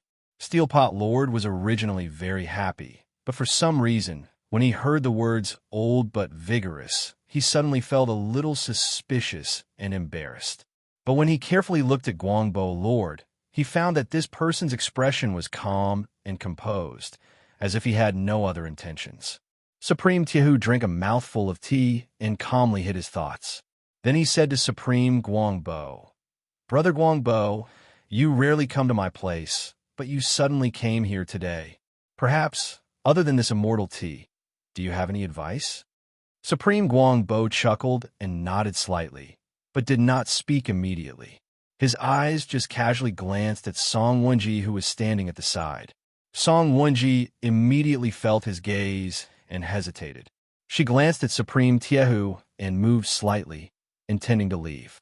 However, after being glanced at by her gentle eyes, Supreme Tiehu seemed to be unconcerned and smiled at Supreme Guangbo, saying, Wenji is the person closest to me, and also the most reliable confidant. Nowadays, there are many important and secret matters that I have entrusted to her. You can speak freely. Supreme Guangbo frowned slightly, feeling a little unhappy. But he was, after all, a shrewd person. Otherwise, he would not have been able to maintain the Dezayuan so well under the pressure of the unusually strong Supreme Tianlan and Fuyunji. Therefore, after quickly weighing the pros and cons in his mind, Supreme Guangbo decided to ignore Song Wenji's existence. But before he spoke to Supreme Tiehu, he secretly glanced at the woman from the corner of his eye. He thought to himself, this woman is indeed a natural foxy beauty. Tiehu is old and muddle-headed. I'm afraid that he will fall for her. To be honest, Brother Tiehu, I indeed have an important matter to discuss with you, Supreme Guangbo said. Supreme Guangbo saw that he was serious and did not seem to be joking, so he immediately became serious. At the same time, he faintly felt that it was not appropriate to let Song Wenji stay. After all, both he and Supreme Guangbo were deity transformation stage supreme. If there was an important matter, it would indeed involve a lot of people. It was better to keep it a secret if possible. However, since he had already said it, there was no reason to take it back. Therefore, after a moment of hesitation, Supreme Guangbo threw this thought to the back of his mind and said, Brother Guangbo, please speak your mind. Supreme Guangbo said, recently, in the Immortal Allies, the people of Fuyunji have become more and more arrogant. They have bullied their fellow Taoists, imposed exorbitant taxes, and exploited the common people. Brother Tiehu must be aware of this, right? Supreme Guangbo's spirit was lifted, but he did not show any excitement on his face. After a moment of silence, he said, I have indeed heard of this. Song Wenji stood respectfully behind Supreme Guangbo, looking down and motionless, as if she did not exist here at all. Supreme Guangbo raised his voice slightly and said with some melancholy, Tianlan, that bastard, does all these evil things all day long. It's really hateful. The day before yesterday, he was so domineering that he went directly to the Star Hall to bully Guyu. Brother Tiehu, you are the master of Heavenly Law Hall. The rules of the Immortal Allies should be maintained by you. Supreme Guangbo slightly raised his eyebrows, but he was suddenly furious. You old man Guangbo, you don't dare to fight against that lunatic Tianlan, so you come to instigate me to fight against him? Do you think I'm old and senile? Do you think I'm a fool? Supreme Guangbo smiled coldly, and his smile was full of coldness. Chapter 597. Immortal Tiehu was angry, but he was an experienced, perfected immortal of Huashan realm, so he did not lose his temper immediately. Instead, he took a deep breath, picked up the teacup in front of him, and took a sip. Song Wenji, who was standing beside him, knew her adoptive father very well. She immediately felt the fluctuation of his mood and secretly glanced at Immortal Tiehu. After a while, True Lord Tiehu's expression calmed down. He revealed a smile and said to True Lord Guangbo, Brother Guangbo, it's not like you don't know the current situation in the Immortal Allies. The Fuyan Agency has always been strong. Now that they have defeated the Devil Cult, their reputation has increased. I don't think anyone in the Immortal Allies can control Tianlan and the others. As he spoke, he shook his head and sighed, looking very regretful. Immortal Guangbo snorted and said with an indignant expression, I didn't expect Brother Tiehu to be so discouraged. If this goes on, I'm afraid that the righteousness will die out and there will be trouble in the future. Immortal Tiehu raised his eyebrows slightly and looked at Immortal Guangbo. He said with a faint smile, Brother Guangbo, it seems that you have something to say. Do you have a wonderful plan in mind? You can tell me and let me hear it." Immortal Guangbo said excitedly. Tianlan and Fuyunji are getting more and more arrogant, and they don't take other people and the immortal allies seriously. Not only that, their ambitions are getting bigger and bigger, and their hands are getting bigger and bigger. They have been nibbling away at many industries in the immortal city. In the past 5 years, the income of the Dazayuan that I lead has been declining year by year, which means that the income of the immortal allies has been decreasing, but Fuyunji is getting richer day by day. The root cause is that Fuyunji is taking advantage of its power to bully others and gradually devour a lot of the output. Immortal Tiehu nodded slowly. With his status, of course, he knew about the changes in Zhengxiaming. However, these things are not easy to say, so it was enough for everyone to know in their hearts. Because if one really wanted to be calculative, the 6 perfected lords of Zhengxiaming and their forces, apart from perfected Lord Guanghua, all had their own businesses and income in private. It was just a matter of how much they earned. Otherwise, if everyone only waited for a little income from the great slaughterhouse every year, not to mention not having enough to eat and starve, wouldn't they have to depend on Immortal Guangbo for everything? At that time, Immortal Guanghua would replace Tianlan and become a thorn in everyone's side. As for Immortal Guangbo, there was no need for him to have any private property. His Dazayuan was in charge of Zhengxiaming's wealth. There were too many opportunities for him to get involved. There was no need for him to do these things. That does make some sense. I've been dissatisfied with this injustice for a long time. However, Fuyunji is powerful now. What can we do? Immortal Tiehu said to Immortal Guangbo seriously. Immortal Guangbo leaned forward slightly and said in a low voice, "I see that Tianlan has wild ambitions and is arrogant. Now that he has made a great contribution, if we don't restrain him, I'm afraid he will become the second devil cult in the future." Even though Immortal Tiehu had always been at odds with perfected Lord Tianlan, after hearing Immortal Guangbo's words, his expression changed slightly. He said in a low voice, "Brother Guangbo, don't say such things."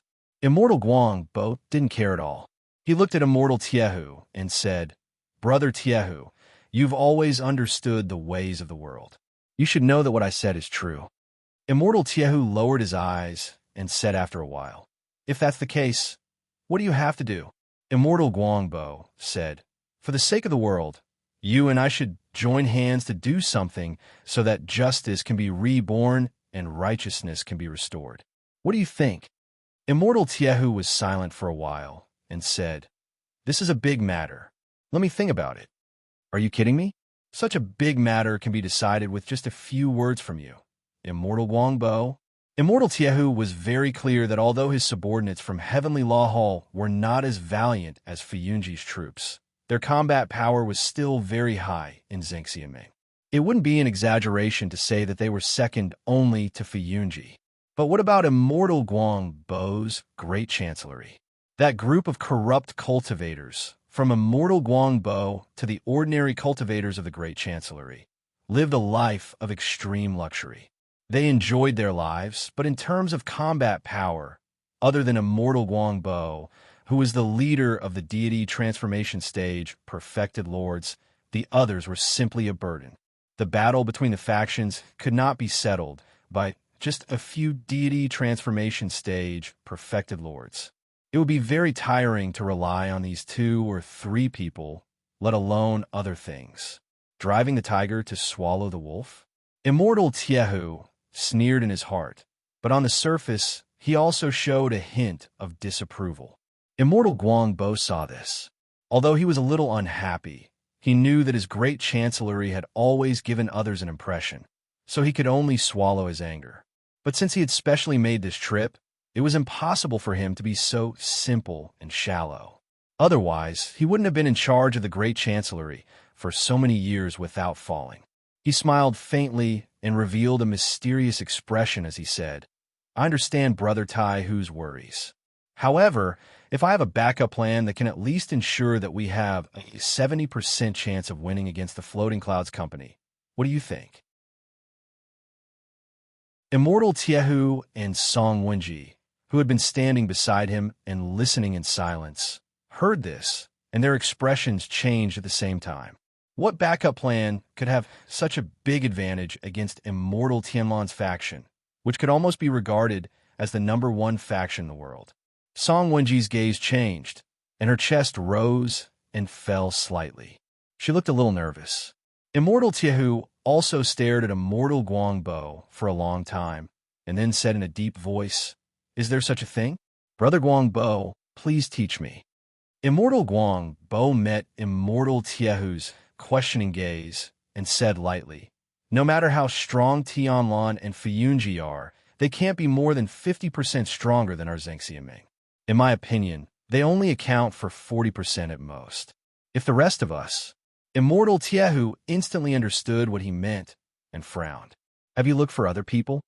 Immortal Guangbo smiled and said, "Guyu was humiliated by Tianlan a few days ago. He is old and has never suffered such humiliation. Yesterday, he quietly came to me. After that, he looked serious and said, 'If Brother Tiehu agrees, we can secretly form an alliance. At least 3 factions have a big advantage against Fuyunji. I will privately contact Golden Dragon and Flowing Cloud. They must be dissatisfied with Tianlan's arrogance. When they see that we are powerful, how can we not take action together?'" Immortal Tiehu's thoughts turned quickly, and after a while, he nodded and said, "Brother Guangbo's words do make sense. This matter concerns the common people in the world and justice. As the leaders of the righteous, we should rise up. This matter should be carried out quickly." Immortal Guangbo clapped his hands and laughed, and said, "With Brother Tiehu's words, we will definitely succeed." He paused for a while, and then said, "If so, I will immediately contact Golden Dragon and Flowing Cloud. We will meet privately in a few days to discuss the important matter." Immortal Tiehu smiled and said, "We will rely on Brother Guangbo to take charge of the overall situation." Immortal Guangbo's face showed a hint of joy. Obviously, this was what he wanted to hear the most.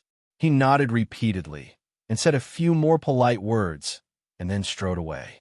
The moment he opened the door, a strong wind suddenly blew from outside the main hall, whistling through the towering Sky Dragon Peak, and the world was filled with killing intent.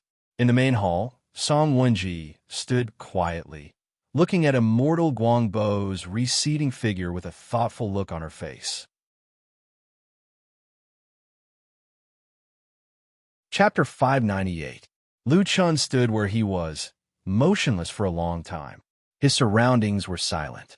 There was no one in this underground cavern to begin with, only a red light. Behind him, the guards of the Floating Clouds Agency would definitely not come down without an order. So for a while, it was so quiet that it seemed like there was no life in this place, if there was no Atsu. Atsu was originally following behind Lu Chun. When Lu Chun suddenly stopped, it also stopped. At first, it did not notice Lu Chun's strange behavior. It just stood there casually, and at the same time, it looked at the city in the distance that was bathed in the strange, dark red light of the blood moon. The light of the blood moon also fell on Atsu, who was standing next to Lu Chun. However, Atsu did not seem to have any reaction. At least it was not obvious at all. After waiting for a while, Atsu finally felt that something was wrong. It walked in front of Lu Chun and looked up at him. Lu Chun's face did not show any painful expression, but his brows were tightly knitted, as if he was thinking hard about something. However, he still could not find the answer he wanted, and his face gradually showed a blank expression. Atsu thought for a while, rubbed its head against Lu Chun's arm, and let out a low cry. Lu Chun's body trembled. From the countless complicated memories of the past that were like a maze, it seemed like a sudden clap of thunder had suddenly sounded in the sky, and it also seemed like a bolt of lightning had suddenly torn the darkness of the long night, illuminating the world in the shadow for a moment. He woke up with a start, and his face was pale. Then, he looked down and saw Atsu standing in front of him.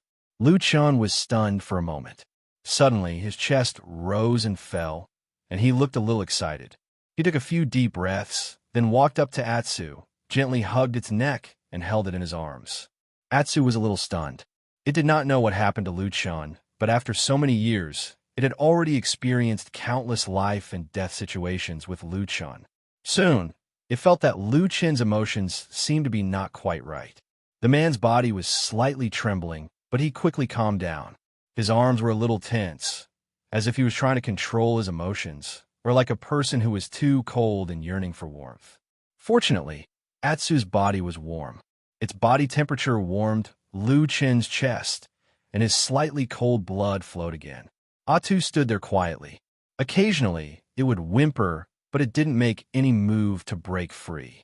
It just stayed by Lu Chun's side, using its body heat to warm him up. It even rubbed his face gently, trying to comfort him. This was the first time in many years that this black dog saw Lu Chun show such a weak moment. After an unknown amount of time, Lu Chun's body and emotions had calmed down. When he raised his head from Atsu again, the weak look had disappeared. He had once again become the strong and calm man who seemed to be wearing a thick layer of hard armor. "I'm fine." Lu Chun patted Atsu's head and said softly. Atsu tilted its head slightly and looked at Lu Chun, as if it did not quite believe him. Lu Chun sighed. He did not intend to explain in detail to a dog. After a moment of silence, he turned around and walked back the way he came, which was the passage. Atsu was a little surprised. They had just come down to the underground cave, and they had just walked to the edge. They had not even gotten close to the underground city, and now they were leaving? Lu Chun's face was expressionless. Perhaps he was in a bad mood. He was really not in the mood to search for White Lotus's whereabouts in this large, empty, hell-like city below. Moreover, even if he went to look for her, he might not be able to find her. However, after he took a few steps, Atsu barked twice behind him. It sounded a little strange, and there was a hint of dissatisfaction in it. It seemed like even a dog had its own pride. Atsu was a little dissatisfied after being dragged along for a walk for nothing. Lu Chun sighed, but he also knew that his behavior was strange. He turned around with a wry smile and said to Atsu, "Atsu, I have encountered a problem now. It's quite troublesome. White Lotus, When he was trying to explain to Atsu, when the two words White Lotus came out of his mouth, White Lotus's figure naturally flashed across his mind, and he thought of White Lotus's appearance. His voice suddenly stopped, and he suddenly frowned.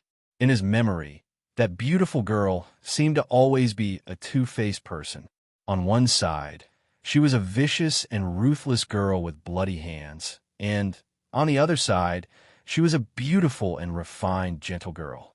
It was just that at this moment, the two completely different appearances of that girl seemed to suddenly merge into one, becoming a new and familiar person. And that face seemed to vaguely overlap with a distant and blurry face in the deepest part of his memory. White Lotus, Lu Chun murmured again, and he even shook his head as if he wanted to get rid of the strange emotions and thoughts in his mind. But his voice finally stopped again, and this time he completely fell into silence. Atsu was a little confused by Lu Chun. It felt that it had followed Lu Chun for so many years, but it had never seen Lu Chun acting so strange like today. Its eyes rolled a few times, and then it looked up at the high ceiling of the grotto, where the blood moon was shrouded in dark red light. It felt that Lu Chun had been harmed by the blood moon. Was he bewitched? Had he lost his mind? Had he become stupid? Atsu suddenly became a little angry, and it roared at the blood moon in the sky. It roared angrily, and it looked very fierce. But the blood moon in the sky didn't respond to it, as if it didn't care, and it didn't seem to understand this black dog's inexplicable anger. At this time, suddenly, a hand reached out from behind. It was Lu Chun who walked to Atsu's side. He gently stroked the soft and smooth fur of Atsu, and after a moment of silence, he said, "Let's go down. We still have to do what we have to do. Go and find White Lotus." With that said, Lu Chun strode forward. Atsu was stunned for a moment. It thought to itself, this person isn't an ordinary fickle person today. It stood on the spot and wagged its tail, but Atsu still trotted after him. The quiet underground city, in the red bloodlight, was like a sleeping giant beast or a completely dead skeleton. Lu Chun and Atsu, a man and a dog, walked slowly on the street. The doors were wide open, and there seemed to be some kind of strange eyes hidden in them, staring at them. In the quiet space, perhaps there was a terrible voice screaming, calling, and shouting, as if it wanted to drag them down into the abyss to accompany those dead souls. Unknowingly, they walked near the statue, but they didn't find anything unusual along the way. Just as Lu Chan was considering whether to use the stupidest method to start searching nearby, there seemed to be some kind of power here that was responding to the blood moon in the sky. Suddenly, there was a soft but sad cry from a corner of this city. It seemed to be the sad cry of a young girl, and it floated in the air as if it had crossed many years, returned to this world from the depths of her memory, and came to Lu Chen's side. Lu Chen suddenly turned around and looked at the swaying and changing blood shadow in the distance.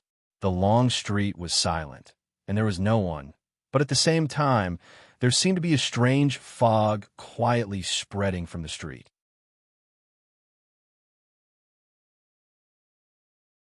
Chapter 599. His voice was filled with resentment and sorrow.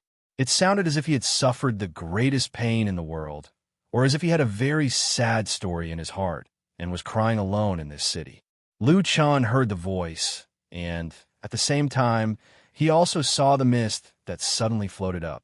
Most of the mist in the world was white, but here, perhaps because of the light of the blood moon in the sky above, the mist below became a faint red airflow, slowly flowing on the roads, houses, and every corner of this mysterious city.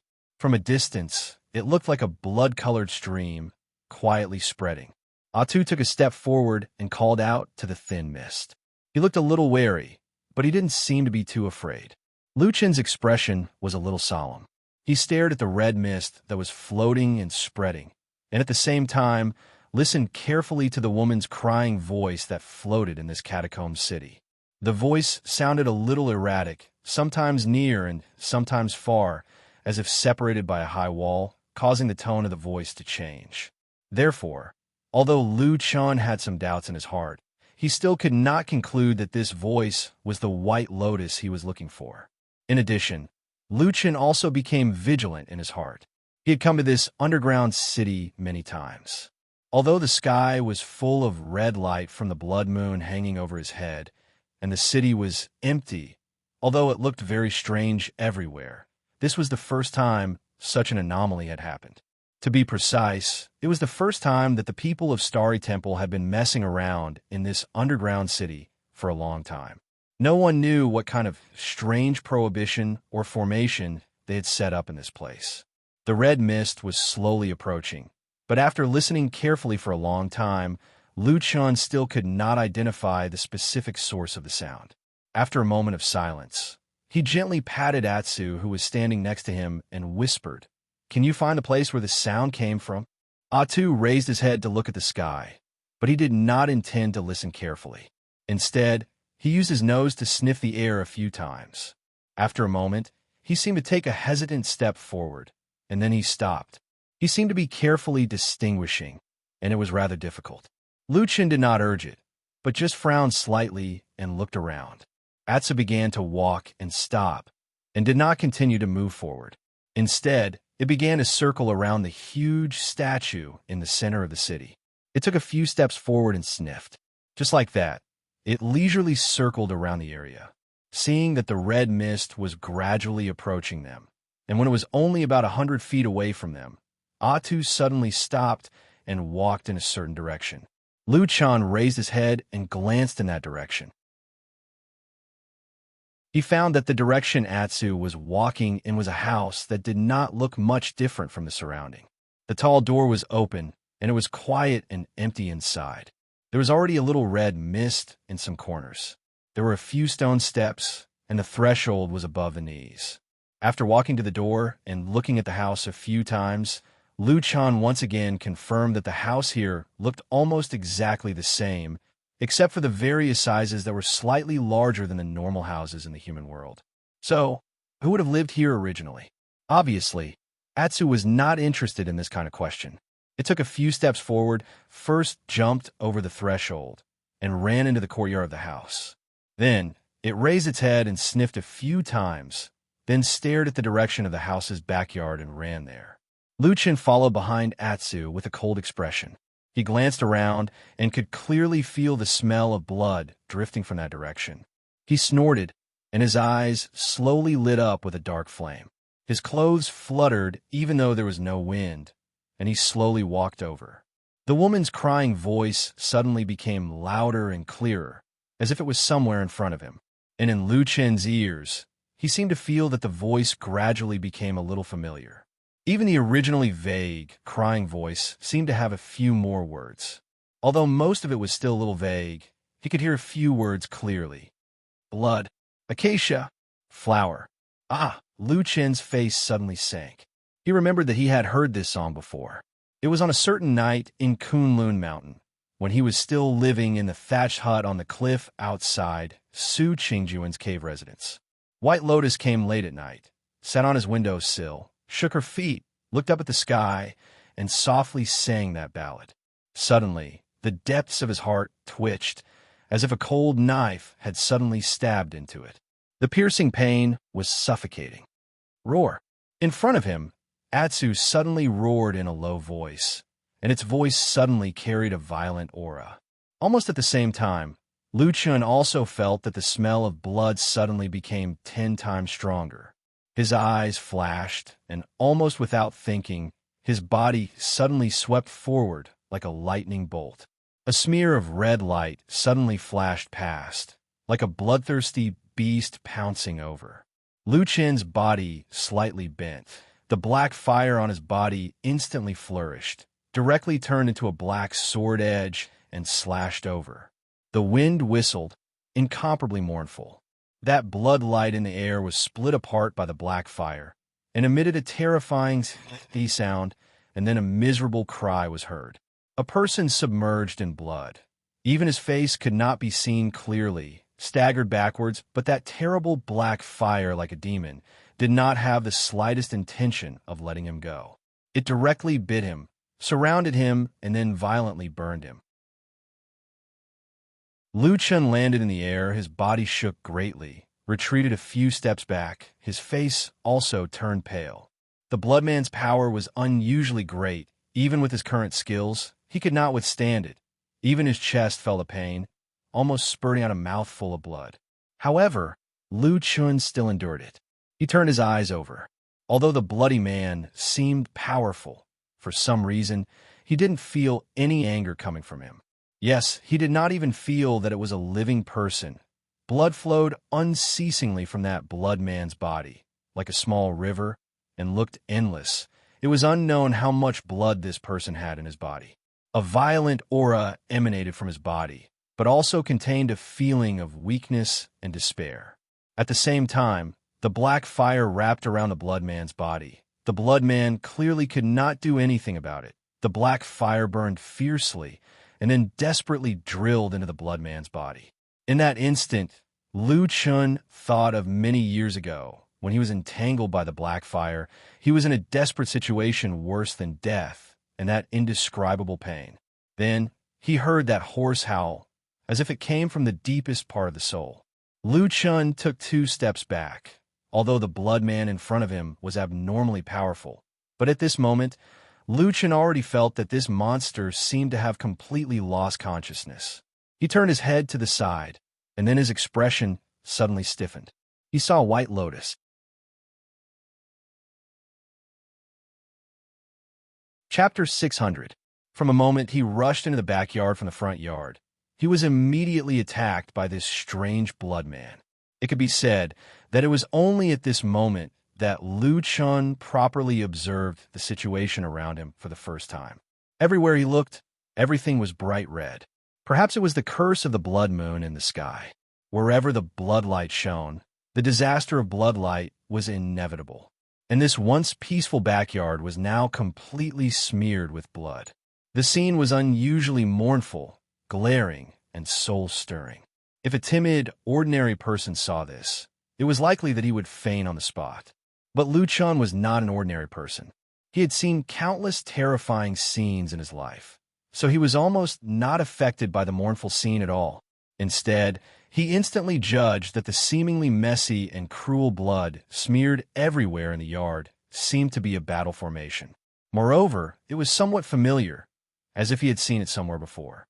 Then he saw that in the midst of the blood formation, somewhere in the backyard, there seemed to be a place that looked like a well. Of course, at this moment, the well was almost completely covered in blood. But at the edge of the well, in the dripping blood, at this moment, sat a person. She looked petite, and her body was also covered in blood. But unlike the blood man, her head was exposed, and very strangely, it was not stained with any blood. The area below her neck seemed to be smeared with a layer of blood. Her face was that of a white lotus. At a glance, she looked like a young girl wearing a bright red dress. At this moment, she sat in a pool of blood with her eyes closed. Her brows were also furrowed, and there was a faint expression of pain on her face. From time to time, her face would twitch, but for some reason, she did not say a word, as if she was forcibly enduring it. Lu Chun was startled. Just as he was about to walk forward, his heart suddenly moved. Suddenly, a thought seemed to suddenly flash through his mind, but he did not grasp it. He only faintly felt that he seemed to have missed something. The scene in front of him was tragic, terrifying, and strange, but there seemed to be something not quite right. He stood where he was for a moment, and then he saw that in the blood formation that was smeared on the ground, although there were many concealments or messy bloodstains to cover up, the main part was still the blood-feeding, secret technique that he saw White Lotus once set up. White Lotus, who was able to set up such a vicious and sinister array, was certainly not a pushover. However, everything in front of him still made Lu Chun suck in a breath of cold air. Even when he was still in the devil cult, he had never seen an array of such a scale and abnormally strong spiritual power. He realized that he seemed to have underestimated White Lotus. Roar! A roar came from the side, pulling Lu Chun's gaze away from White Lotus. He looked back and saw Atsu standing at the edge of the blood-feeding secret array, roaring at the bloody man who was being burned by the black fire. Lu Chun was a little worried. He took 2 steps towards Atsu. In the hasty battle just now, although the bloody man was in an abnormally strange state and seemed to be unconscious, his strength was unusually strong. It could be said that he was not inferior to an ordinary Yuaniing stage Shinran.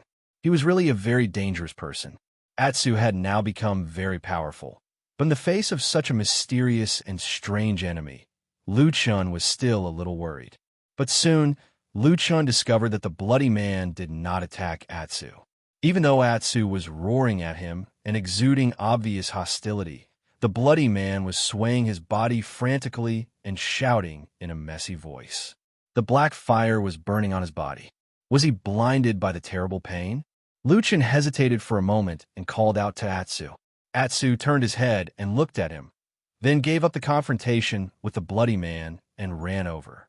However, his eyes still looked back at the bloody man from time to time. Obviously, he was very vigilant against this great enemy. The bloody man did not respond to the actions of Lu Chun and Atsu. His voice was slowly fading away, and his body was half limp, as if he was kneeling on the ground. Lu Chun frowned and looked at the extremely strange bloody man. The wind with a strong smell of blood blew through the underground cave with some whimpers, as if it was a sad cry from ancient times. Lu Chun turned around and strode towards White Lotus. His footsteps stepped on the bloodstains on the ground, leaving 2 lines of footprints stained with blood. Not long after, he came to White Lotus's side, but when he squatted in front of White Lotus, for a moment, he did not know how to start. This girl's body was covered with blood from the neck down.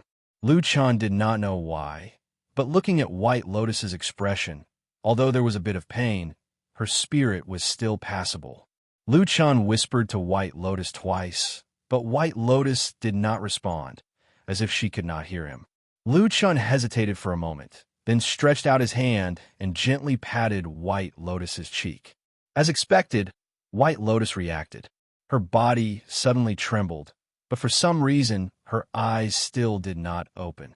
Instead, her eyelids twitched a few times, and her lips were tightly pursed and trembling, but she still did not open her eyes, nor did she open her mouth to speak. Lu Chen's heart skipped a beat.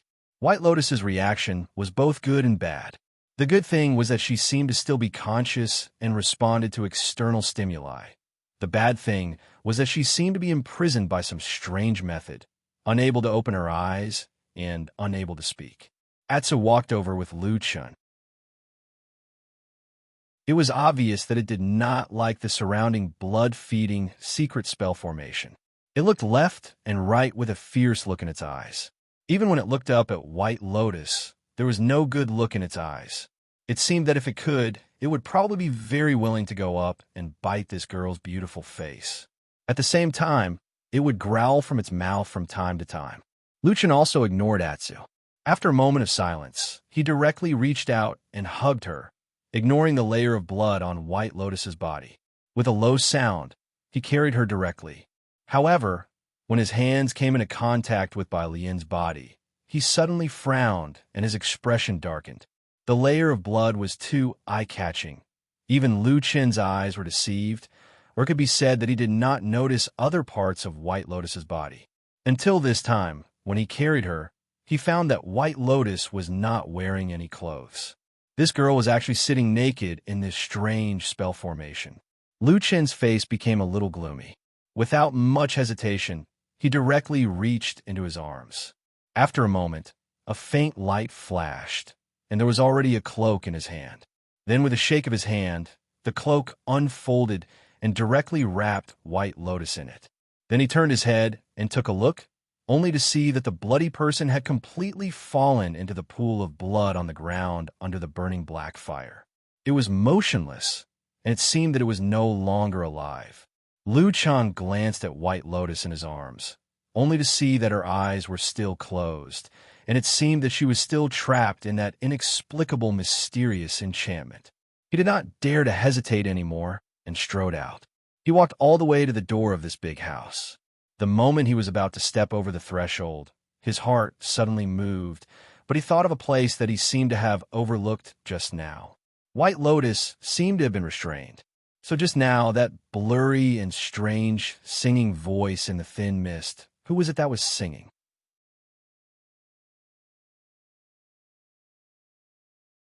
Chapter 601. Lu Chen stopped in place and looked down at White Lotus in his arms with some confusion. At this moment, her body was wrapped in the cloak, covering the bright red blood on her body. She didn't look so strange and mournful anymore. Perhaps it was because of the warmth in Lu Chen's arms. White Lotus's expression calmed down at this moment. The original pain on her face lessened a lot, and her eyebrows relaxed. She seemed to know that she was safe and had escaped from the sea of suffering and danger. However, her pair of eyes still hadn't opened until now. It seemed that there was still some kind of restriction on her. Lu Chen's heart slightly moved. The hands that were holding her body slightly tightened, and he carefully used his spiritual power to explore her body. Almost at the moment when his spiritual power entered White Lotus's meridians, Lu Chen suddenly felt an incomparably violent spiritual power like a crazy beast rushing over, crushing his spiritual power in an instant. At the same time, Lu Chen clearly felt that this violent spiritual power from the depths of White Lotus's body was also tearing her meridians, and fragmented scars could be seen everywhere. If this continued, there was no need for others to do anything. As long as White Lotus dragged on for a while, her meridians would be broken and she would die without a doubt. Lu Chen was shocked. He didn't think that White Lotus, who didn't seem to have any injuries on the outside, would have her meridians eroded to such an extent. Just what happened when she was missing. Lu Chen didn't dare to delay any longer. Of course, the most important thing was to leave this place and think of a way to save White Lotus. When he stepped out of the door, he looked at the street in front of him. He found that the strange fog that had just appeared had dissipated at some point. Could it be that the strange thing that happened here was related to the strange bloody man just now? Lu Chen hesitated for a moment. He wanted to go back and check what was wrong with the bloody man. But at this moment, White Lotus suddenly let out a low moan. Her face showed a painful expression again, and at the same time, blood slowly flowed down from the corner of her mouth. Lu Chen was taken aback.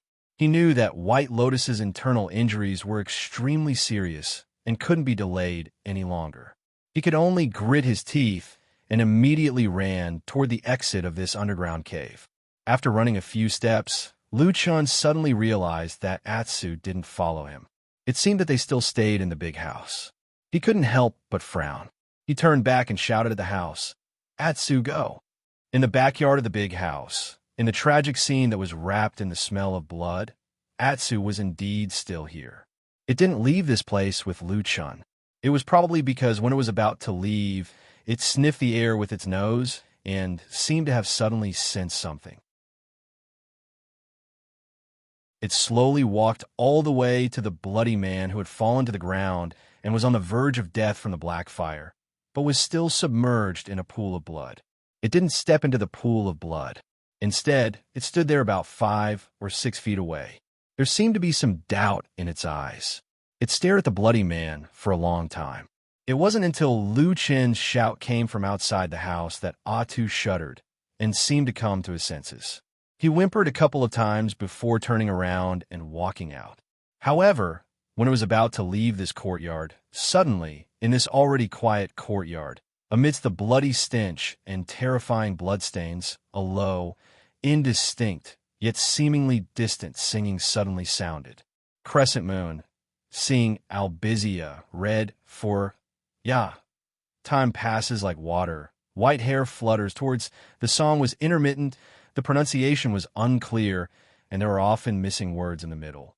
Ordinary people couldn't understand it, let alone a black dog. Atsu looked more and more confused. It looked back at the bloody man, but the bloody man fell to the ground. He didn't get up, nor did he move. His whole body was covered in blood, and it couldn't be seen if this monster was singing or not. Atu looked left, right, and up and down at the sky. All he saw was a sea of blood, but there was not a shadow of a human. Not even the legendary ghosts who would play tricks in such a tragic scene could be seen. The situation looked a little strange. Atu took a step back, feeling a little creeped out, feeling a little scared, suddenly barked loudly, as if trying to boost his courage, turned around abruptly, and dashed out of the courtyard like a wisp of smoke. A cold wind blew, and the courtyard that was covered in blood finally fell into complete silence. There was a hint of desolation. The smell of blood still permeated the air. The bloody man on the ground was bleeding, and the black fire burned for a long time before it was finally extinguished. After an unknown period of time, there seemed to be a finger-like thing moving slightly on the remains of the body in the pool of blood. When Lu Chun was about to run to the exit of the underground cave, he heard a rush of footsteps behind him. He was very familiar with the pace. After all, it was the dog that had been by his side for so many years. He didn't look back. His hands hugged White Lotus, and he walked forward quickly. At the same time, he said, "Why did you stay in that place just now? It was weird, and there might be danger. Remember to follow me closely next time." Atsu responded with a woof. It raised its head and looked at Lu Chun, then looked at White Lotus in his arms. Then it quickly ran ahead of them. When Lu Chun rushed out of the tunnel with White Lotus in his arms, the guards of the Floating Clouds Department, led by Lu Ting, all came over. However, when they saw Lu Chen's appearance and the person he was carrying in his arms, even though White Lotus's face was covered by the cloak, all of them were instantly dumbfounded. A few of them even cried out involuntarily, What's going on?" When Lu Chun went down, everyone saw clearly that there was only one person and one dog. There was absolutely no other person. As for White Lotus, although she wasn't a popular person, her identity and status were not to be underestimated. When she was suddenly carried out of the tunnel by Lu Chun, whether she was alive or dead, everyone's first reaction was that they were in trouble. Not to mention anything else, just the fact that White Lotus had somehow managed to sneak into the underground cavern was a dereliction of duty on all of their part. Now, this person looked completely unconscious, and there were even a few drops of blood dripping from the cloak. When the guards saw this, their scalps went numb and their mouths tasted bitter. Lu Ting was dumbstruck. After being pushed by one of his subordinates who reacted quickly, he suddenly came to his senses. He hurriedly ran over to Lu Chun and asked anxiously, Young master, what's going on? Lu Chen wasn't in the mood to explain, but he knew Lu Ting's current predicament and worry. He immediately said decisively, I discovered that White Lotus was heavily injured. This shouldn't be your fault. I'll bring her back to treat her injuries first. I'll explain it to Master and your Hall Mistress Shuang later. Lu Ting's heart immediately relaxed, and the expression on his face also relaxed. He hurriedly waved his hand and said to the people behind him, Get out of the way, get out of the way. Didn't you hear what young master said? Saving her is more important. But if Lu Chen hadn't taken responsibility just now, Lu Ting probably wouldn't have dared to let White Lotus go. Lu Chen nodded to him and immediately flew off, heading straight for Kunlun Palace. But when he saw the towering eaves of Kunlun Palace, a thought suddenly flashed through his mind, causing him to subconsciously stop in his tracks. White Lotus's internal injuries were strange and incomparably serious. If she was given to true Lord Tianlan to treat her injuries, would he take advantage of this rare opportunity to directly kill her? No matter how he looked at it, this was a great opportunity that no one would be aware of. Even if others were to suspect something, they would probably only suspect Lu Chen himself. Lu Chen frowned and began to hesitate.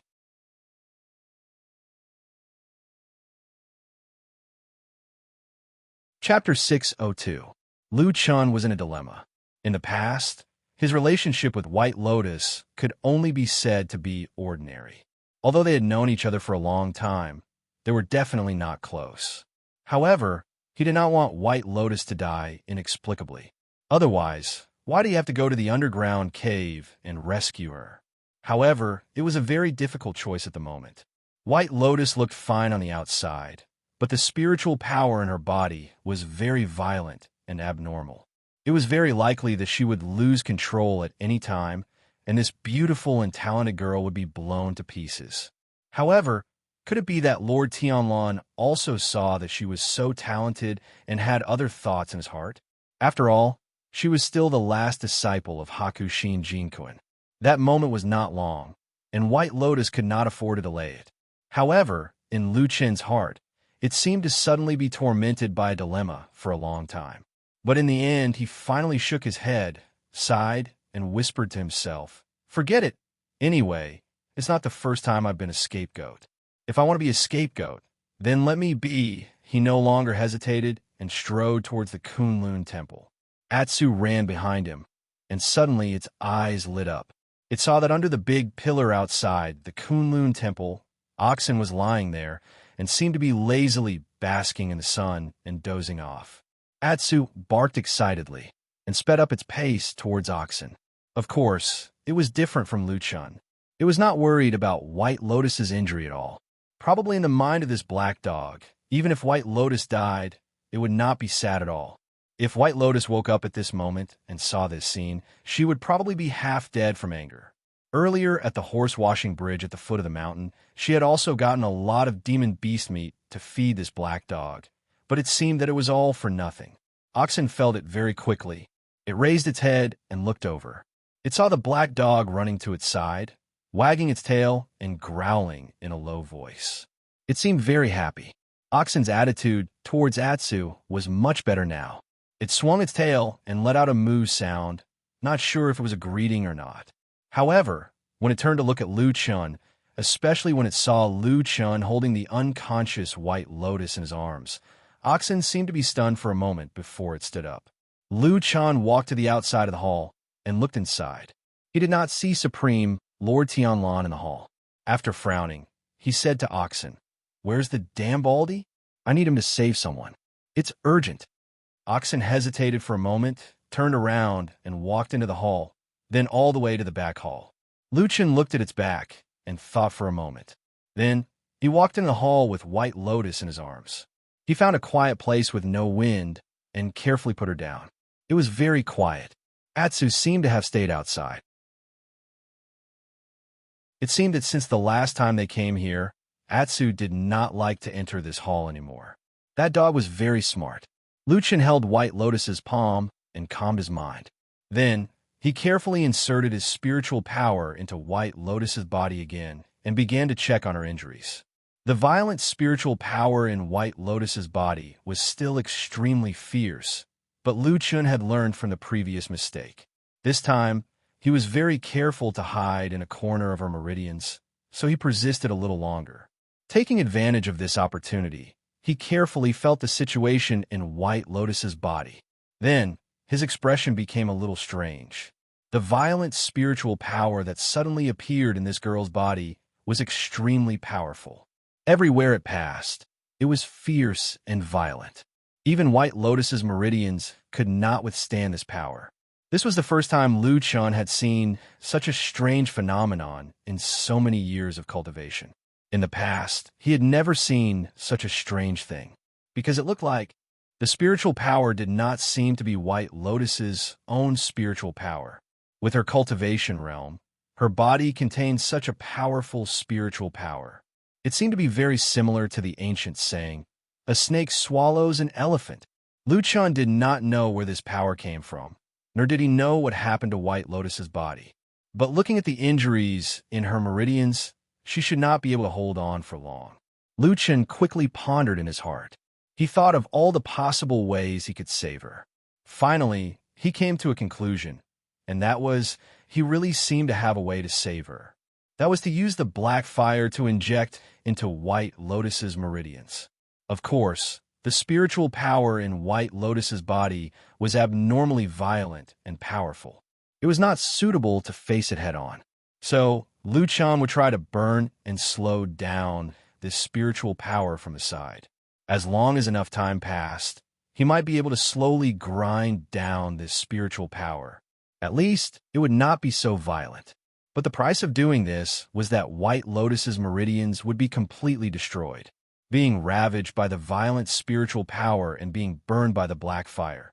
Even if she was a genius of the 5 pillars, she would become a useless person. A useless person or a dead person. Which ending was better? Perhaps there was no difference? Lu Chun did not know. At this moment, he could not ask White Lotus for her opinion. Fortunately, he did not dwell on this problem for too long. Soon, footsteps were heard in the hall. The footsteps of a man and a cow walked over together. It seemed that perfected Lord Tianlan was resting at the back of the Kunlun Hall today and was invited by oxen. However, probably only oxen could be so direct and unscrupulous. Ordinary disciples never dared to disturb perfected Lord Tianlan when he was resting. Perfected Lord Tianlan, who was wearing a loose robe, strode over with bright eyes. He did not say anything to Lu Chun. He just glanced at him and then swept his gaze over White Lotus, who was lying on the ground. Afterwards, he furrowed his brows and walked over. He crouched down next to White Lotus and first held White Lotus' chin in his hand. He gently shook it left and right as he looked at it. After a moment of silence, he pulled up his cloak. Lu Chun stood aside in silence. Perfected Lord Tianlan pulled up his cloak halfway and suddenly stopped. Obviously, he had seen the situation under the cloak. Perfected Lord Tianlan was silent for a moment. Then, he slowly covered the girl with the cloak again and said in a deep voice, "What happened?" Lu Chun used the simplest and most direct words to tell him about this matter, including the strange and extremely dangerous anomaly in White Lotus's body. Perfected Lord Tianlan's face darkened slightly. He suddenly stretched out his hand. However, he did not hold White Lotus's fingertips like Lu Chun did. Instead, he directly pressed his hand on White Lotus's forehead. At that moment, Lu Chun seemed to hear the air suddenly tense, and there was a faint tearing sound of electric currents. However, everything was still quiet. Suddenly, an inexplicable wind blew past perfected Lord Tianlan and lifted a corner of his loose robe. A blue brick under his feet cracked and turned into powder. Perfected Lord Tianlan's expression did not change. He pressed his palm on White Lotus's forehead and looked a little cold. After a moment, he said in a low voice, "A snake swallows an elephant." After saying these 3 words, a murderous look suddenly flashed across his face. The murderous look was so obvious that Lu Chun felt it almost instantly. He could even feel that the damn Baldy did not intend to hide it at all. He just revealed it so blatantly. Then, he heard perfected Lord Tianlan suddenly turn to him and ask, "Does White Lotus know the blood food secret method?"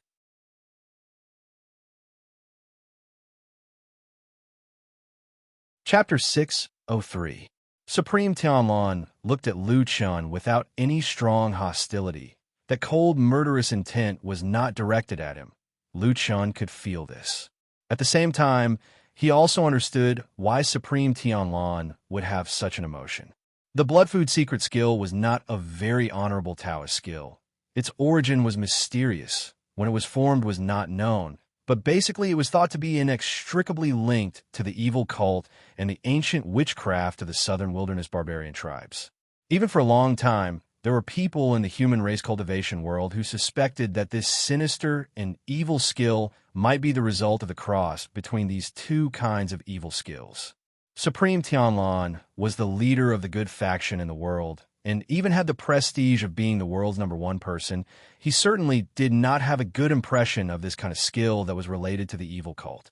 Lu Chun was well aware of this, and he also knew that if he let nature take its course, it might not necessarily be a bad choice. Perhaps he would have done so in the first place. After all, after so many years of tempering, silence and patience had long since become his habit. But in the end, for some reason, he still opened his mouth and said, "She knows the blood food secret skill," but he paused and then calmly said, "I have been in the evil cult for 10 years and almost never seen anyone use this evil skill. I think it should be more related to the barbarian witchcraft of the southern wilderness barbarian." Supreme Tianlan's eyes slightly narrowed. The way he looked at Lu Chun seemed to have changed, but Lu Chun met his gaze and did not have any intention to avoid it. After a while, Supreme Tianlan suddenly sneered and said, "Then you mean she is actually a southern wilderness barbarian?" "No." Lu Chun immediately shook his head and said, "I don't know how she actually practiced this evil skill, but she is definitely not a barbarian." Supreme Tianlan nodded, looked down at White Lotus, and said, "There is actually such a monster in the underground cave. It seems that we need to go and have a look." While speaking, he looked at Lu Chun and lightly said, "Come with me later." "Okay." Lu Chun agreed. Perfected Lord Tianlan kept his hands in his wide sleeves and paced back and forth for a while before suddenly asking, "Although her injuries are strange and dangerous, I should be able to save her." Lu Chen's heart skipped a beat, but there was no joy on his face. Instead, his heart sank, but his face was calm as usual, and he only nodded. Indeed, Perfected Lord Tianlan turned around and looked at him with a smile. "Then, do you think I should save her?" Lu Chun took a deep breath and said, "You asked me to bring her back, and I did it. As for whether or not to save her, I can't make the decision. It's up to you." Perfected Lord Tianlan stared at him for a moment before nodding. "All right, let's not save him then. It'll save us some trouble." As soon as he finished speaking, he waved his sleeve and turned around. Just like that, he walked all the way into the rear hall and didn't look back even once. Lu Chun silently watched Perfected Lord Tianlan's back as he left. For a moment, he was also speechless. When that imposing figure disappeared from the hall, he lowered his head to look at White Lotus on the ground. The cloak was still covering her body. Although it covered her originally beautiful body that was now covered in blood, some of the blood still slowly flowed out and dyed the surrounding bricks red. White Lotus was still unconscious. At least her eyes were tightly shut, and there was no sign of her waking up. Lu Chun looked at her beautiful face with an unusually complicated expression. After a while, he bent down and hugged the girl's body again. Perhaps because she was pressed against his chest, White Lotus once again felt that familiar warmth. She moved her body and pressed closer to him. Then, Lu Chun heard her seemingly unconsciously murmur a few words. The voice was very vague and indistinct. Lu Chun listened carefully, but White Lotus didn't continue to speak. After waiting for a while, he had to carry her out of the Kunlun Hall. Atsu was still waiting outside the door. When he saw him come out, he quickly ran over. Lu Chun thought for a while and stepped forward. Atsu looked at him with a somewhat strange expression and then looked at White Lotus in his arms. He didn't seem to understand Lu Chun's actions, but he still followed him in the end. Lu Chun carried White Lotus all the way to the room where Su Qing-jun used to live. He pushed the door open and put White Lotus on the bed. Then he asked Atsu to stay at the door. Before he closed the door, he said to Atsu, "Don't let anyone else in." Atsu barked and lay at the door. Lu Chun patted its head and then closed the door. The room suddenly became quiet. It was so quiet that it was somewhat lifeless. However, the strong smell of blood from White Lotus's body made this place feel a little different. At least it was not so rigid. Lu Chun walked to the edge of the bed and silently looked at White Lotus. After a while, he suddenly said, "There's so much blood on you. You've dirted her bed. I'm afraid that when she comes back, she won't use this bed anymore." White Lotus didn't say anything. It seemed that she couldn't hear his words in her coma, or even if she heard it, she couldn't make any response. Lu Chun didn't say anything. He just frowned and sat down on the edge of the bed. After a moment of hesitation, he grabbed one of White Lotus's soft hands and held it tightly. "Tell me, should I take the risk to save you?" Lu Chun asked White Lotus. Judging from his expression, it seemed that White Lotus would give him an answer. "Moo." Oxen let out a low moan. It chewed the elixir it got from somewhere unhurriedly. Not far from it, perfected Lord Tianlan walked over. After glancing at it, he said lightly, "I didn't save her." Oxen didn't respond. Perfected Lord Tianlan also didn't say anything. He just put his hands behind his back and looked up at the sky. After a while, he suddenly sneered and said, "A snake swallowing an elephant? She's so young, but she's really ambitious." This time, the Green Ox paused for a moment and looked up at Perfected Lord Tianlan. Perfected Lord Tianlan waved his hand and said, "There's no need to be a busybody. My senior brother's legacy has been severed. There's nothing to feel pity about. Besides, she still has 2 senior brothers on Kunlun Mountain. Although they didn't inherit the Snow Wind scripture, at least they have the status." After a pause, a trace of dissatisfaction flashed across his eyebrows. He said, "But Lu Chun should know what I'm thinking. Why didn't he just kill this woman in the cave and bring back her corpse?" The Green Ox snorted and mooed. It turned around as if it was a little disdainful. After a moment of silence, Perfected Lord Tianlan suddenly sighed and nodded. "That's right.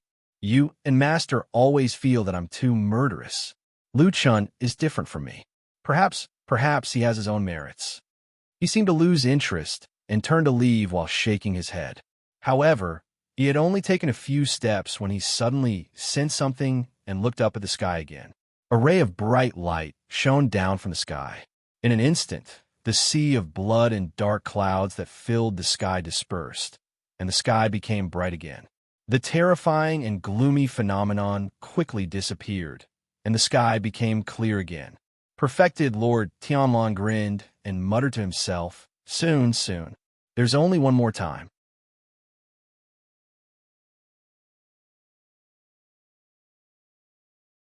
Chapter 604. His memories were still a bit chaotic.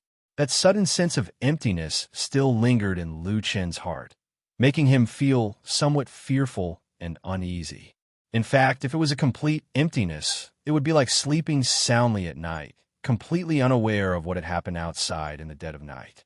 Of course, there was nothing to be upset about, but in Lu Chen's heart, there was always an inexplicable shadow swaying back and forth in his heart.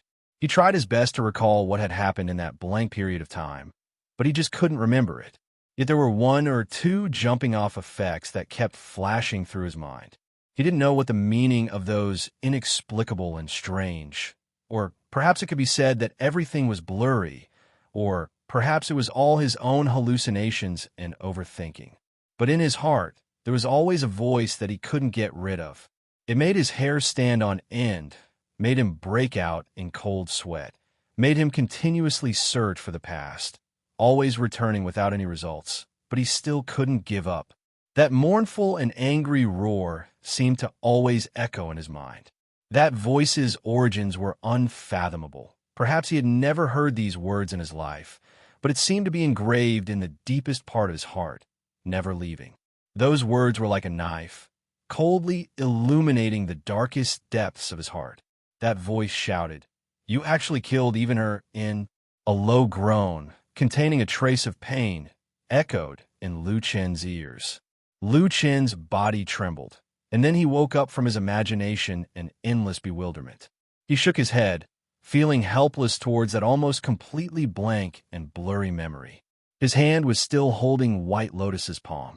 Probably because he had rubbed and carried her several times, the smell of blood on White Lotus's body had already weakened a lot, and the blood that was originally dripping had also gradually dried up, no longer flowing wantonly. Correspondingly, Lu Chen's cloak seemed to be completely dyed red. Lu Chen composed himself, thinking back to that terrifying conjecture he had just made. For some reason, he actually shivered. For a man with a strong will like him, this was quite rare.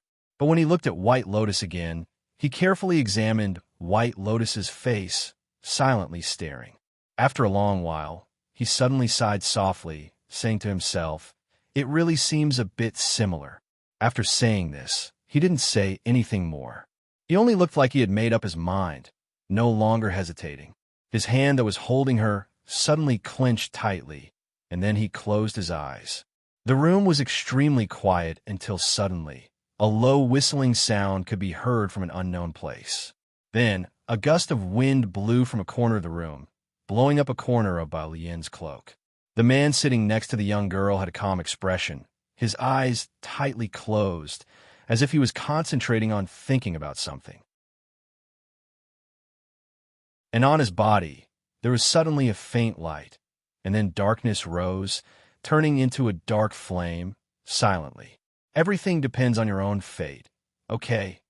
There was a hint of helplessness in his words, but it also made others feel that he was being particularly irresponsible. Perhaps if White Lotus were awake right now, she would probably be seething with anger and give Lu Chen a good scolding. The black flame burned, moving around Lu Chen's body, and then gradually gathered on his right arm, beginning to move closer to White Lotus's soft hand. Outside the room, Black Dog, who was lying on the ground lazily, suddenly felt something. It turned back to look at the closed door of the room. A faint dark flame also flashed in its eyes, but after a while, it buried its head between its front legs, lying on the ground, and yawned. Sometimes, people are so stupid, always looking for trouble for themselves, right? When the sky was completely dark, Atsu was lying on the stone steps outside the door, snoring loudly. The cold night wind blew past, ruffling the shiny black fur on Atsu's body. It didn't seem to care about the cold at all, and it didn't disturb its sweet dream at all. But suddenly, there was a sudden light footstep behind it, and the ears of Atsu, which was still asleep a moment ago, suddenly pricked up, and then its eyes opened. Two cold green lights suddenly appeared in the dark night. The footsteps immediately stopped, but it was already too late. Atsu's entire body was like a taut spring, leaping up in an instant. In the darkness of the night, he was like a deep bow, an arrow, flying over in an instant. Accompanied by a terrifying roar, he instantly pounced on the figure that suddenly appeared and threw him to the ground. Then, his snow-white fangs were already on the person's neck. In the next moment, the person's neck was about to be bitten off. Hey. Stop, it's me, old ma, it's me. The person who was pounced on struggled desperately, but then he resisted because his neck was being bitten by a row of terrifying teeth, and his skin was a little painful, as if it would break and bleed at any moment. Atsu's movement paused for a moment, and after a moment, the dark green light in its eyes gradually faded. It then opened its mouth, took 2 steps back, and returned to the stone steps in front of the door, lying on the ground, and yawned. From the beginning to the end, this dog didn't seem to show any feelings of guilt or embarrassment for biting the wrong person, as if nothing had happened. Old Ma sat up from the ground, touched his thick and short neck with his hand, and couldn't help but curse, and then said to Atsu not far away, "Stupid dog, you almost bit me to death, do you know that?" Atsu glanced at him lazily and wagged its tail, which seemed to be expressing a very reluctant apology. Old Ma was half to death by this dog, and stood up while cursing, but there was nothing he could do, because behind this dog was Lu Chun. He glanced around, and then looked at the door, and said, Is Luchin inside? Atsu did not respond. Old Ma wanted to go forward and knock on the door, but Atsu suddenly stood up, stopped him, and stared at him, not letting him go up the stairs. Old Ma was stunned for a moment and frowned. What is he doing inside? Why don't you let me disturb him? I have something urgent to tell him. Atsu wagged its tail and didn't say a word, looking like a strong guard. Old Ma was a little helpless and said to himself, Have I become stupid? Why do I have to reason with this dog? Just when he was hesitating whether to leave, suddenly he heard the door behind Atsu squeak, but it was open from the inside, and then the figure of Luchin slowly came out. A looming smell of blood floated over with his steps. Old Ma was delighted and hurriedly greeted him, saying, You finally came out. Did you hear what I said? Let me tell you. Luchin seemed to be a little tired and gently waved his hand to stop Old Ma. After a moment of silence, he suddenly said to Old Ma with a little determination, I have to leave. Old Ma was stunned, and for a moment he forgot what he wanted to say and said, Where are you going? To the barren valley, said Luchin. I have to go there.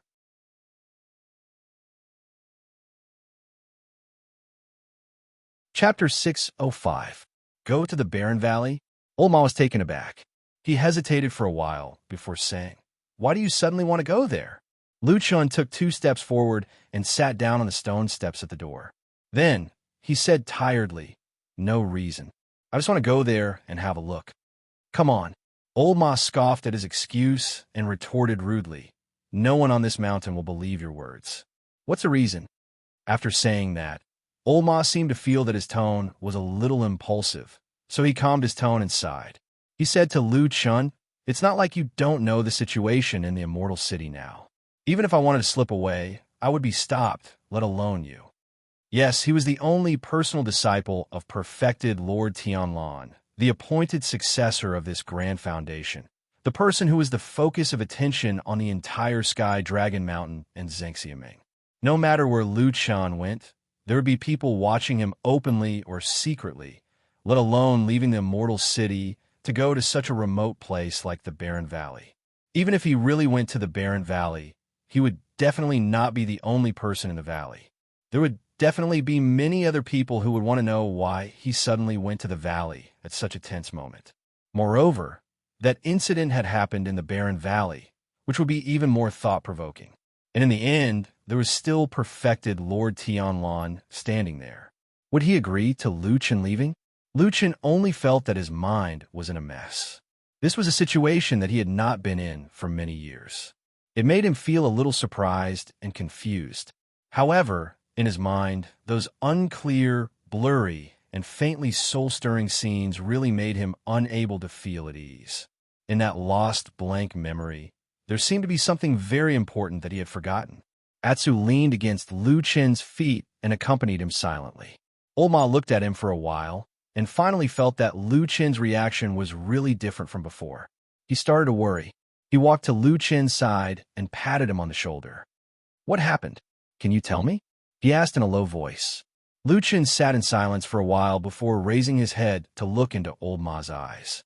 He smiled and said, Actually, I'm just annoyed and want to go out to relax. But since you came over to talk to me, I feel much better. Old Ma looked at him deeply. After a while, he nodded and said, That's good. By the way, what did you want to tell me just now? I think it's something urgent, Luchin said to Old Ma. Oh, that's right. Old Ma seemed to have remembered his mission and forgot all the questions from before. He said, Hall Leader Xue Ying sent someone to tell you to go to the haunted house immediately. She's waiting for you there. Luchin was startled. He showed a trace of surprise and said, Why did she go there again? The so-called haunted house was actually the house where Chunhee had the accident a few days ago. After the incident, although Fuyunji acted quickly and sealed off the scene, especially the bedroom where the murder took place, there was no such thing as an airtight wall in the world. Very soon, some news and rumors were quietly spread and transmitted secretly in Zhengxiaming. In fact, the content of the rumors was very simple. It was nothing more than the scene of the murder that took place in the house was extremely horrifying. It didn't seem like something a normal person would do. Of course, Those who would kill women and children were definitely not normal people either. However, after a period of time, a very strange rumor suddenly appeared in Zhengxiaming. It was said that although the house looked fine before, in fact, a long time ago, another murder had taken place. It was very inauspicious. However, many years later, no one knew whether it was forgotten or did not care about this taboo, but the house was given to Chun-He and his family to live in. As time went by, many people directly called the house a haunted house. However, there was a hidden meaning in this rumor, and the spearhead was faintly aimed at the people in Fuyunji. Of course, Lu Chun had also heard of this rumor, but he didn't pay much attention to it. At this moment, when he heard what Old Ma said, he frowned. On the other hand, Old Ma's face looked a little solemn.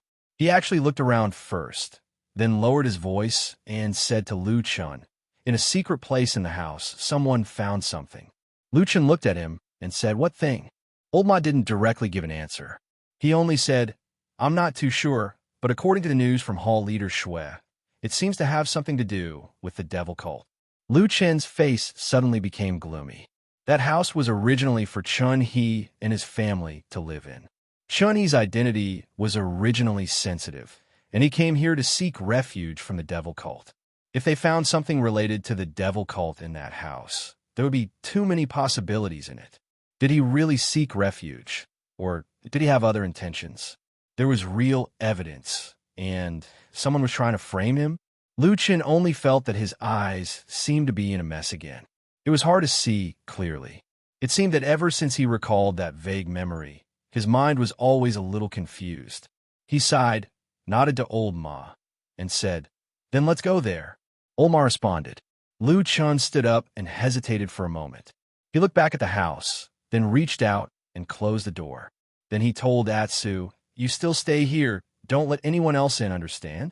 Atsu barked twice, but seemed to be a little dissatisfied. Lu Chun touched its head and comforted it, saying, "Do me a favor. Old Ma and I will go there for a while, and we will be back soon." Probably the words "will be back soon" made Atsu feel at ease. It quieted down and then lay on the ground. Lu Chen smiled, waved to Old Ma, and walked forward.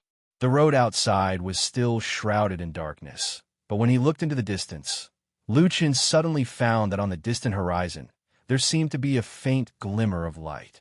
He kept walking and gazed into the distance. For a moment, he suddenly thought of something. It had been so many years. It had been so long since the Battle of the Barren Valley. Countless days and nights, countless things, pain, good times and bad times, but there had never been a memory of that blank period in his mind. But why, this time, he suddenly remembered it. Although it was still vague, he vaguely felt that it was not an illusion. Something must have happened, but he could not remember it. That feeling, it was as if some kind of power had silently sealed that memory in his mind, but he did not know why. Suddenly, the seal was suddenly broken. So what was the reason for this action? What kind of power had suddenly broken the strange seal in his memory?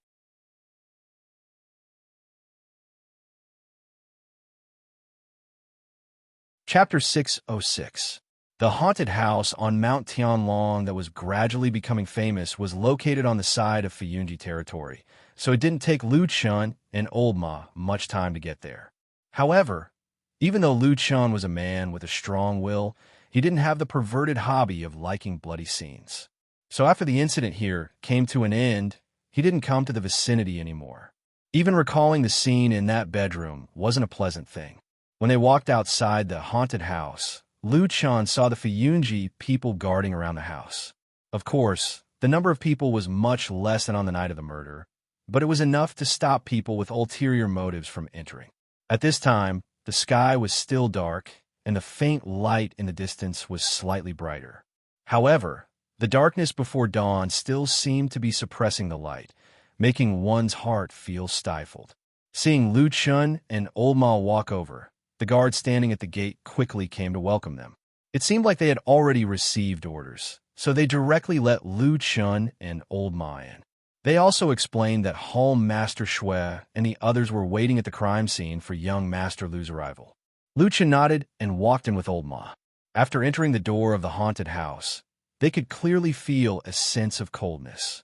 Although the houses and pavilions looked the same as a few days ago, it gave off a lifeless and gloomy feeling. Old Ma couldn't help but frown. He said to Lu Chun in a low voice, "Is there really something strange about this house? It makes people feel a little uncomfortable the moment they enter."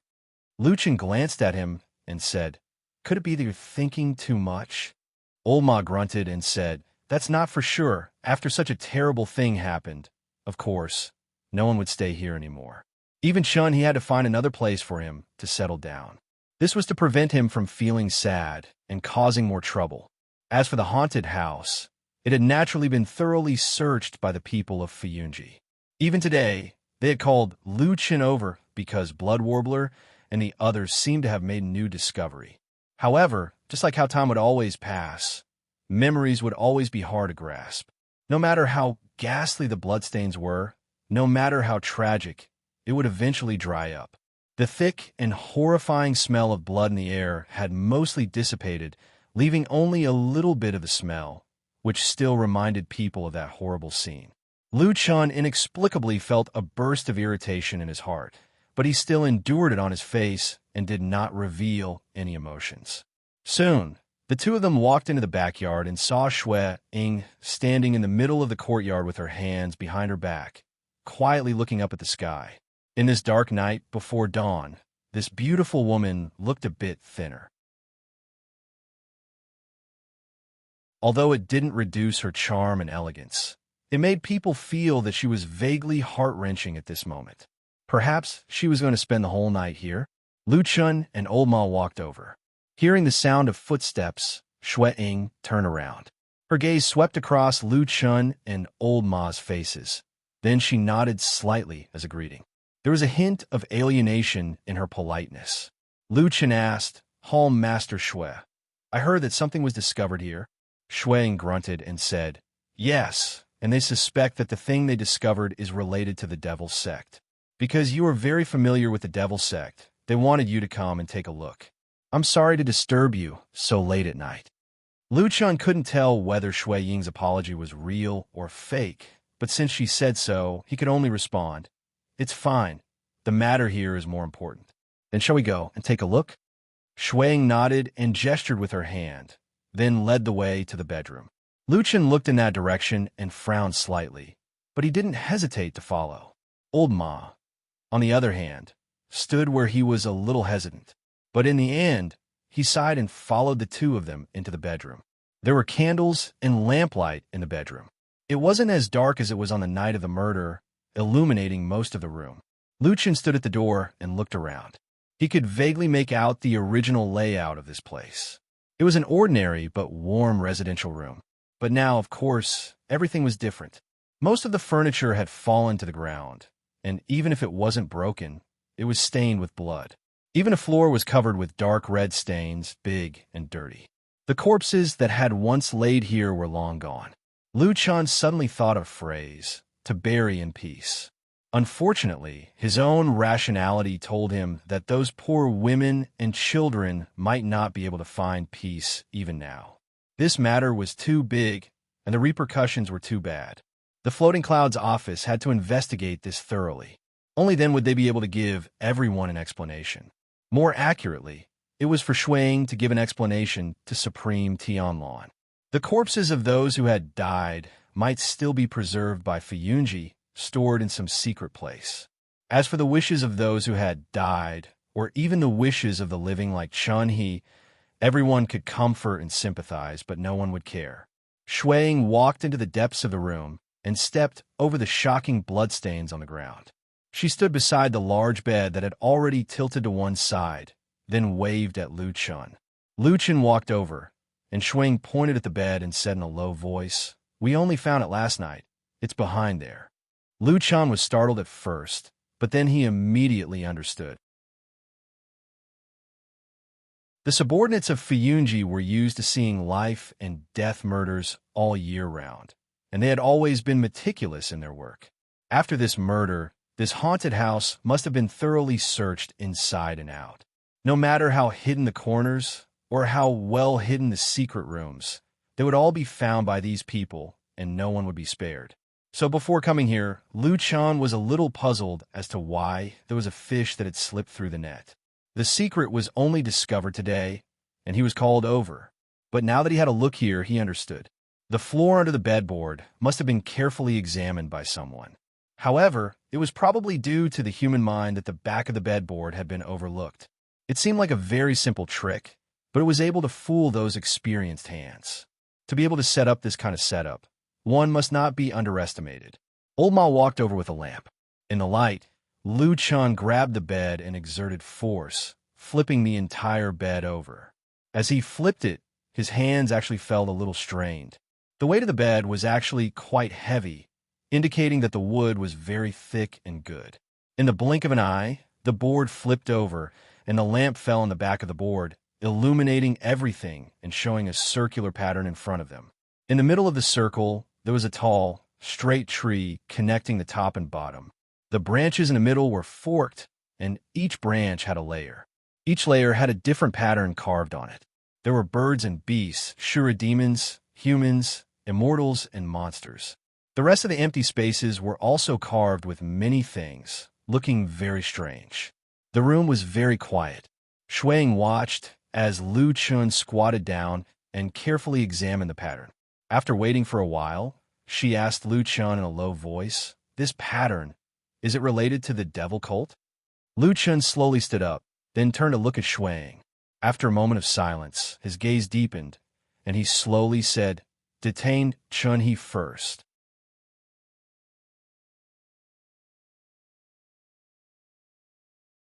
Chapter 607. Why? Shuang stood there without moving. Her expression was a little ugly, but she did not show any signs of anger. In fact, even her tone was a little low. She only said calmly, "No matter what before I act, you have to give me an explanation. This is the Devil's Sex Tree of God diagram. I believe you're not unfamiliar with it." Lu Chan pointed at the diagram on the back of the bed and said, "In the past battles with the Devil Sect, you should have seen some similar diagrams. This is because in the Devil Sect's mythological system, this Tree of God diagram is actually divided into high and low levels. Ordinary disciples draw the lowest level Tree of God diagram, and only the higher-ups of the Devil Sect understand the meaning of the higher-level Tree of God diagram." Lu Chen's finger slowly swept across the branches of the Tree of God. His voice was calm, but powerful as he said, "The Devil Sect's imprint that we usually see is the lowest level Tree of God diagram. There's only a towering Tree of God inside. This Tree of God diagram has the meaning of merging the three realms and all living beings. It is an extremely high-level secret in the Devil Sect." He paused, then said, "Almost exactly what someone like Chun-He, who is second only to one but above tens of thousands of people, would understand. But why would he draw this in his own home? This is the Zhengxiameng headquarters. Is that guy's brain broken?" This time, the one who could not help but ask was not the silent Shuang, but Old Ma, who was standing at the side. Looking at his stunned face, it was obvious that he could not understand this. Hearing this, Shuang also looked at Lu Chun, obviously also a little puzzled. Lu Chun stood up from the ground, his brows slightly furrowed, as if he was a little hesitant, but in the end he nodded and said, "It's like this, some people in the Devil's Sect. Many people, they're actually very firm in their belief in the Devil's Sect's evil path of legend. Chun-He is probably such a person." Shui Ying's face looked a little cold as she said, "Then why did he betray the Devil's Sect and rely on us?" Lu Chun shook his head and said, "No, he did not betray the Devil's Sect's belief. From the beginning, it was the Devil's Sect's demons who fell into our trap. Elder Ghost ordered to kill his family, so Chun-He had no choice but to rebel. What he betrayed was Elder Ghost, not the evil faction's faith. So most probably after he came to our place, he was still anxious and uneasy in his heart. So he quietly carved this picture of the divine tree. Only when he is accompanied by it day and night, he can fall asleep." Even Shui Ying and Old Ma, these two people who were usually not very close or familiar with each other, involuntarily revealed a startled expression as they exchanged glances.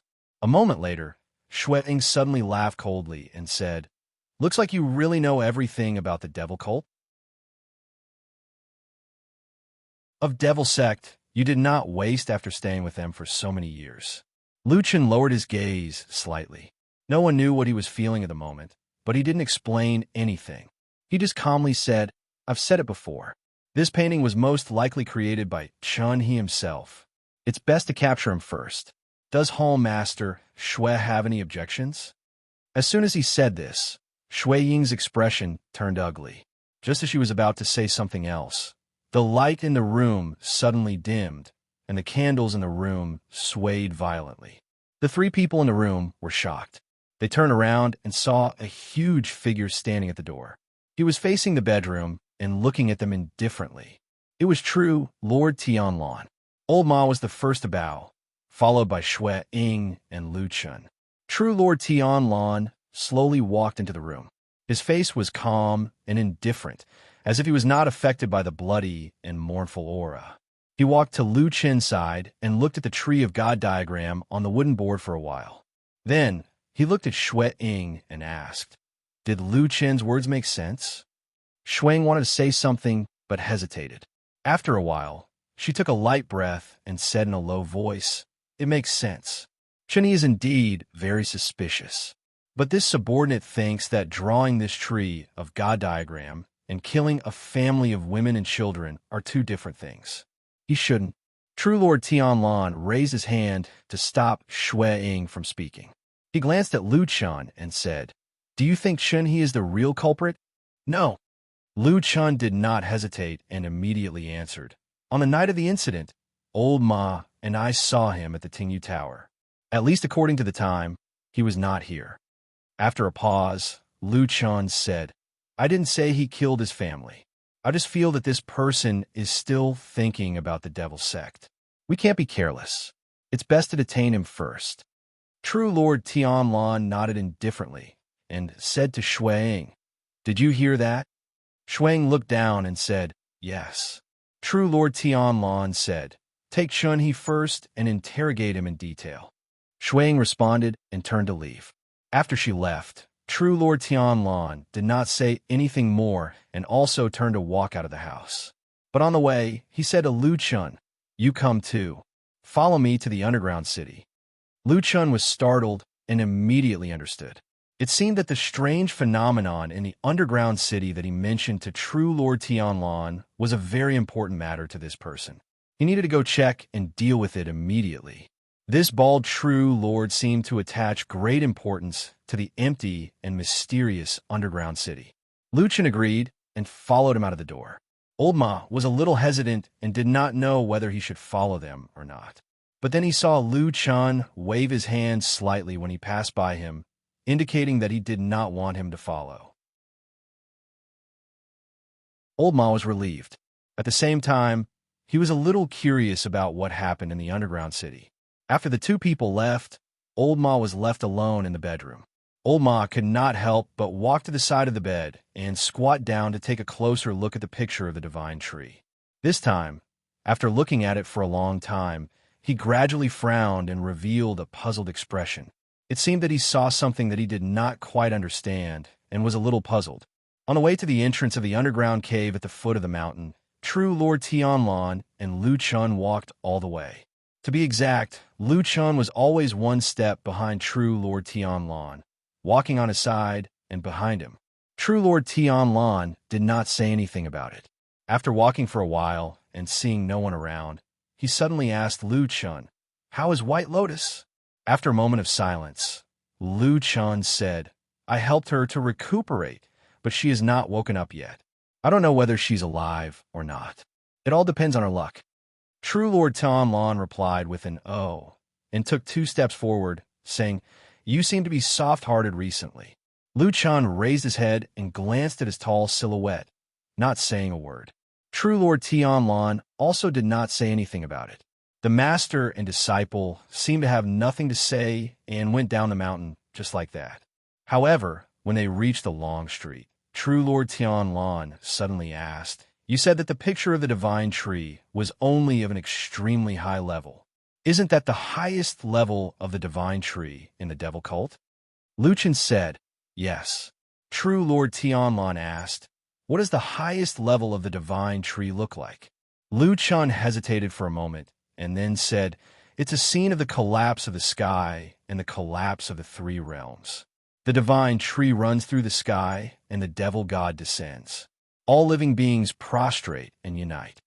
Perfected Lord Tianlan's footsteps came to a sudden halt.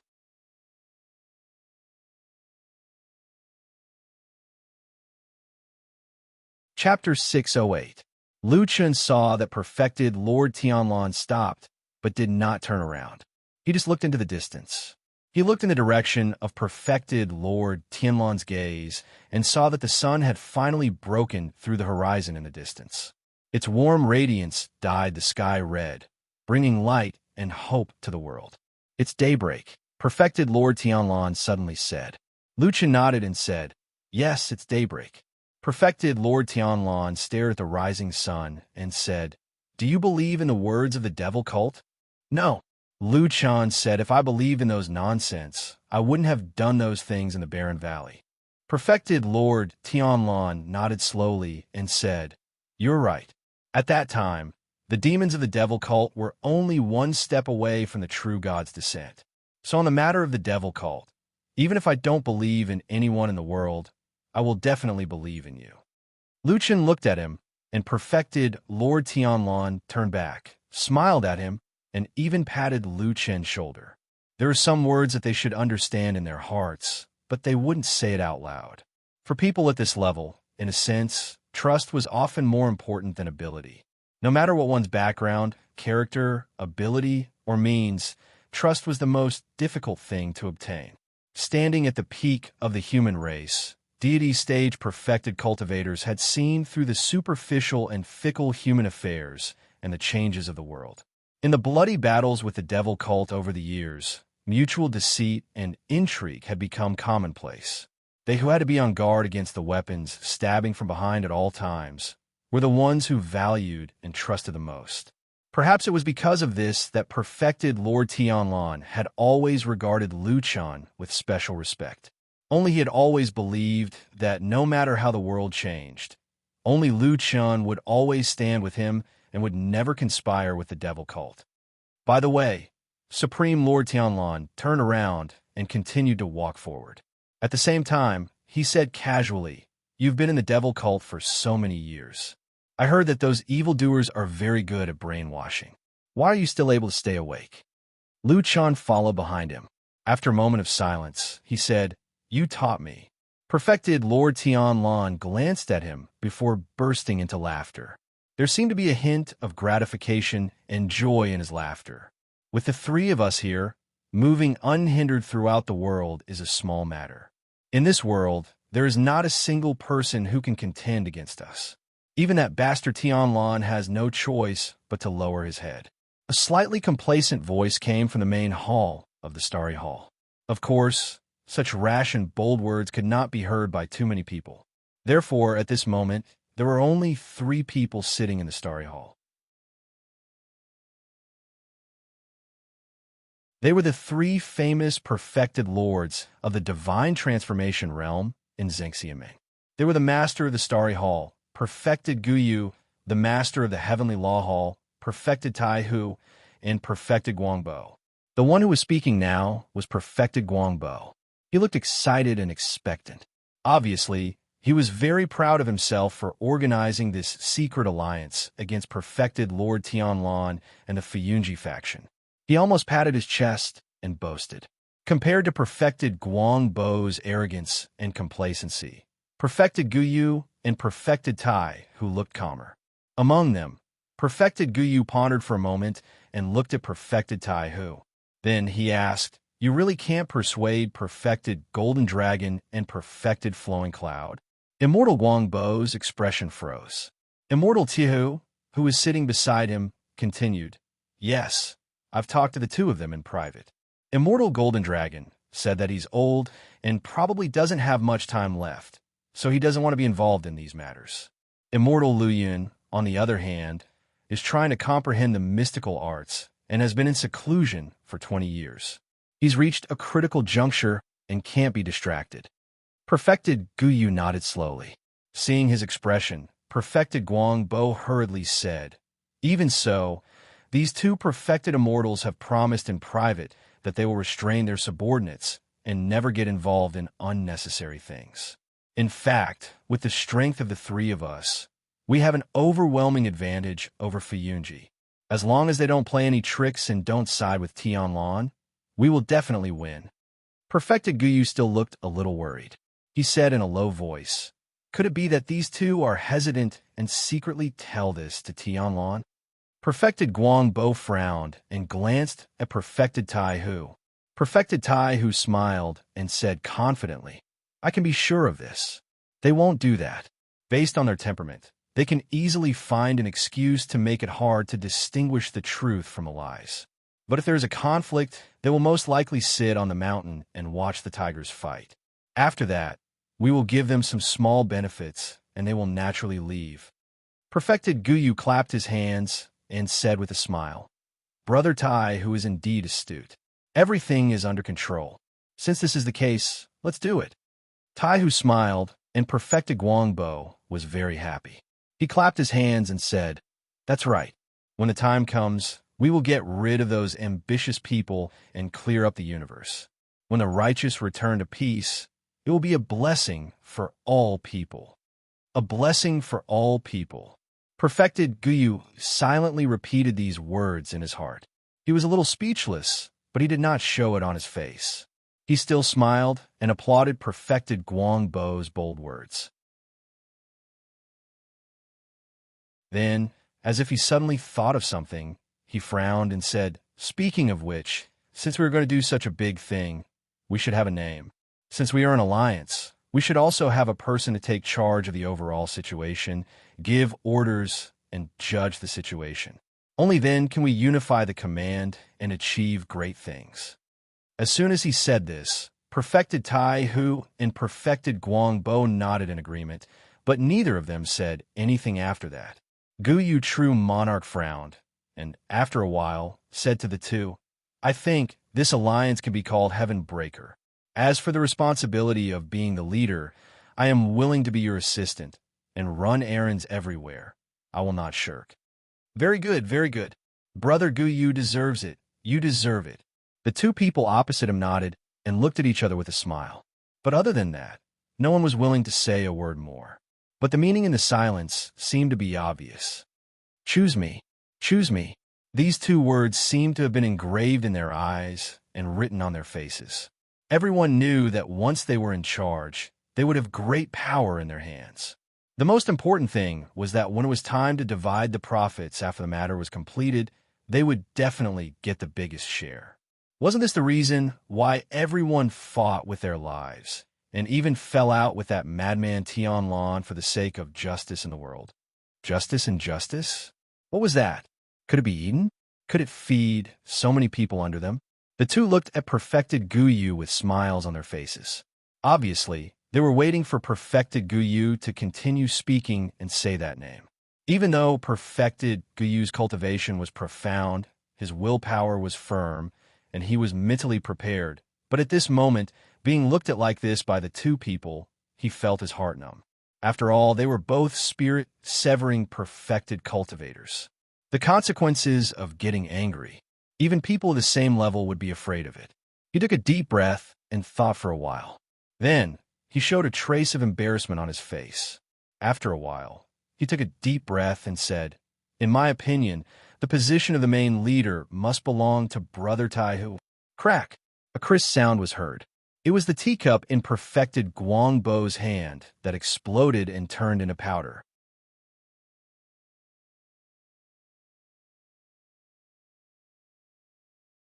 Chapter 609. The main hall of the Starry Hall was large and spacious. Now that there were only 3 of them, of course, it would not be very lively. Therefore, the sound of the teacup being crushed sounded particularly loud and clear. Even the guards outside the main hall, who were separated by a closed door, were startled and turned to look in this direction. In the main hall, Immortal Guangbo looked a little gloomy. The spilled tea stained his hands and slowly dripped down, but he did not care.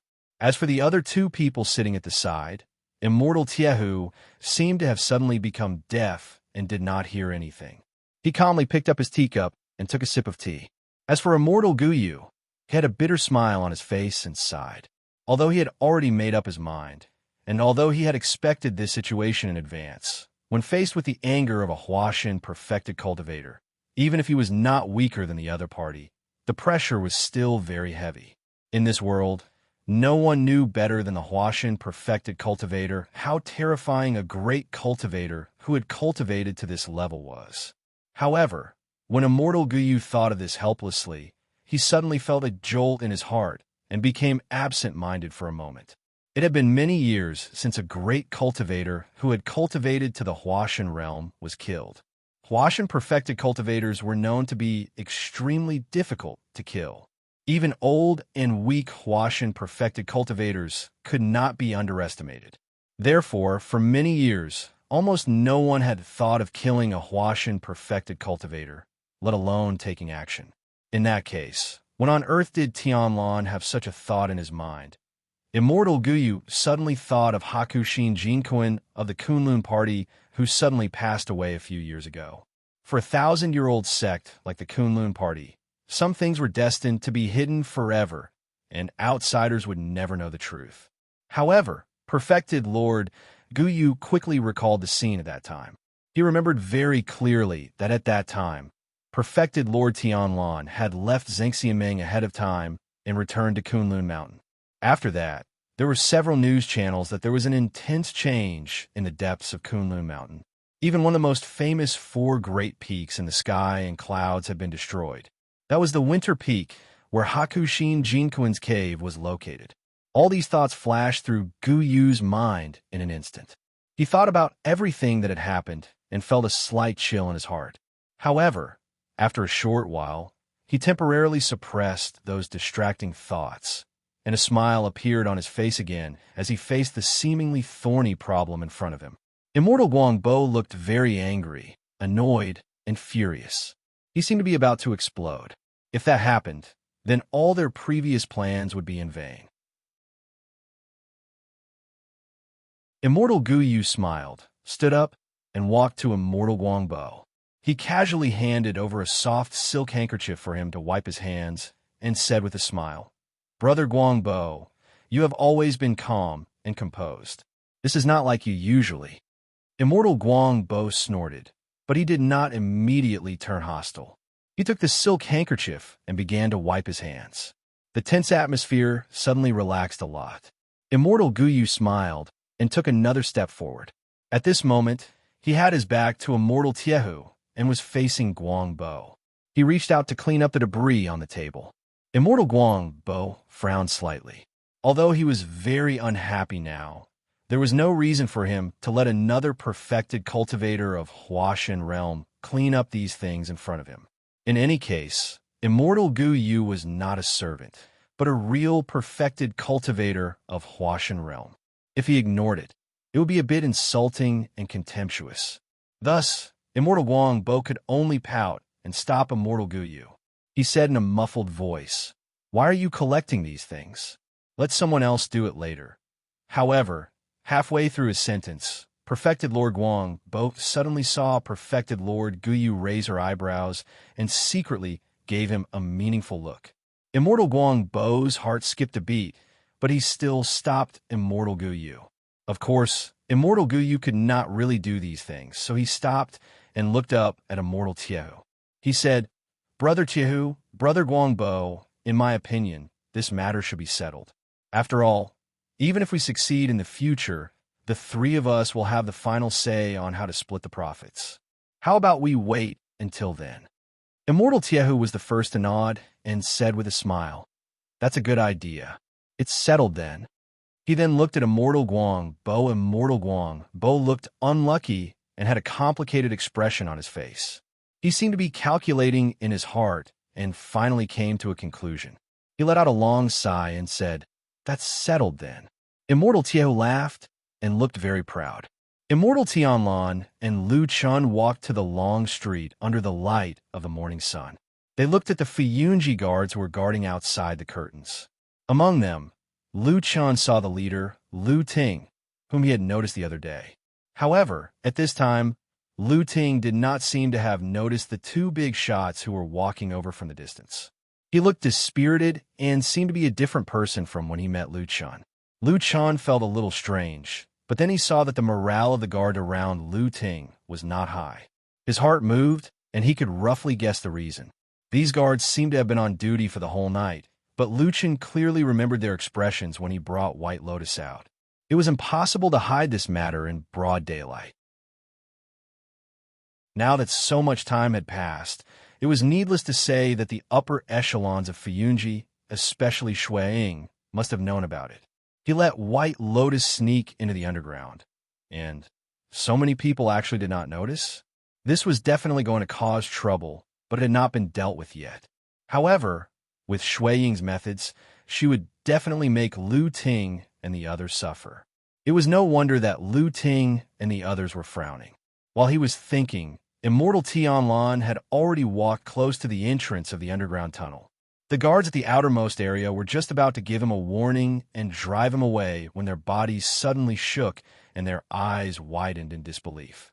After a while, they were so frightened that they jumped up and saluted. Lu Ting, who was at the back, had not reacted yet. He was so preoccupied that he did not even look over. He was so anxious that a guard went over and pushed him hard. Lu Ting staggered and almost fell to the ground. He was furious and was about to curse when Tianlan and Lu Chen's figures suddenly appeared in his sight. Lu Ting shuddered and immediately strode forward. However, he stammered as he looked at perfected Lord Tianlan, a big shot who was usually revered like a god, standing there. His body trembled slightly, but he did not know what to say. At this moment, Lu Chun, who was standing beside Immortal Tianlan, smiled and said to Immortal Tianlan, "Master, this person is called Lu Ting, a guard captain in Fuyunji. He usually does his work well, but he suffered because of oxen a few days ago." If Lu Chun had only mentioned how Lu Ting was capable, perfected Lord Tianlan would probably have nodded his head at most and would not have paid any attention to it. However, perfected Lord Tianlan was a little surprised when he suddenly mentioned the green bull. He took another look at Lu Ting and asked, "What's going on?" Lu Chun smiled and said, "That day, oxen suddenly insisted on going down here, and it was difficult for them to guard. You also know oxen's temper, so they suffered a lot. Fortunately, I passed by here later and showed up to take oxen down, otherwise it would have been a lot of trouble." Perfected Lord Tianlan acknowledged and nodded. "Well done." After a pause, he suddenly glanced at Lu Chun and said lightly, "Do a good job in the future. Fuyunji is the fairest place. Those who are capable will definitely be promoted." Lu Ting was overjoyed. His legs turned to jelly and he knelt down. The guards behind him also knelt down and thanked him profusely. Immortal Tianlan did not say much and walked over directly. When Lu Chun followed him, he took a look at Lu Ting and saw that Lu Ting's eyes were filled with gratitude, and he nodded heavily at him.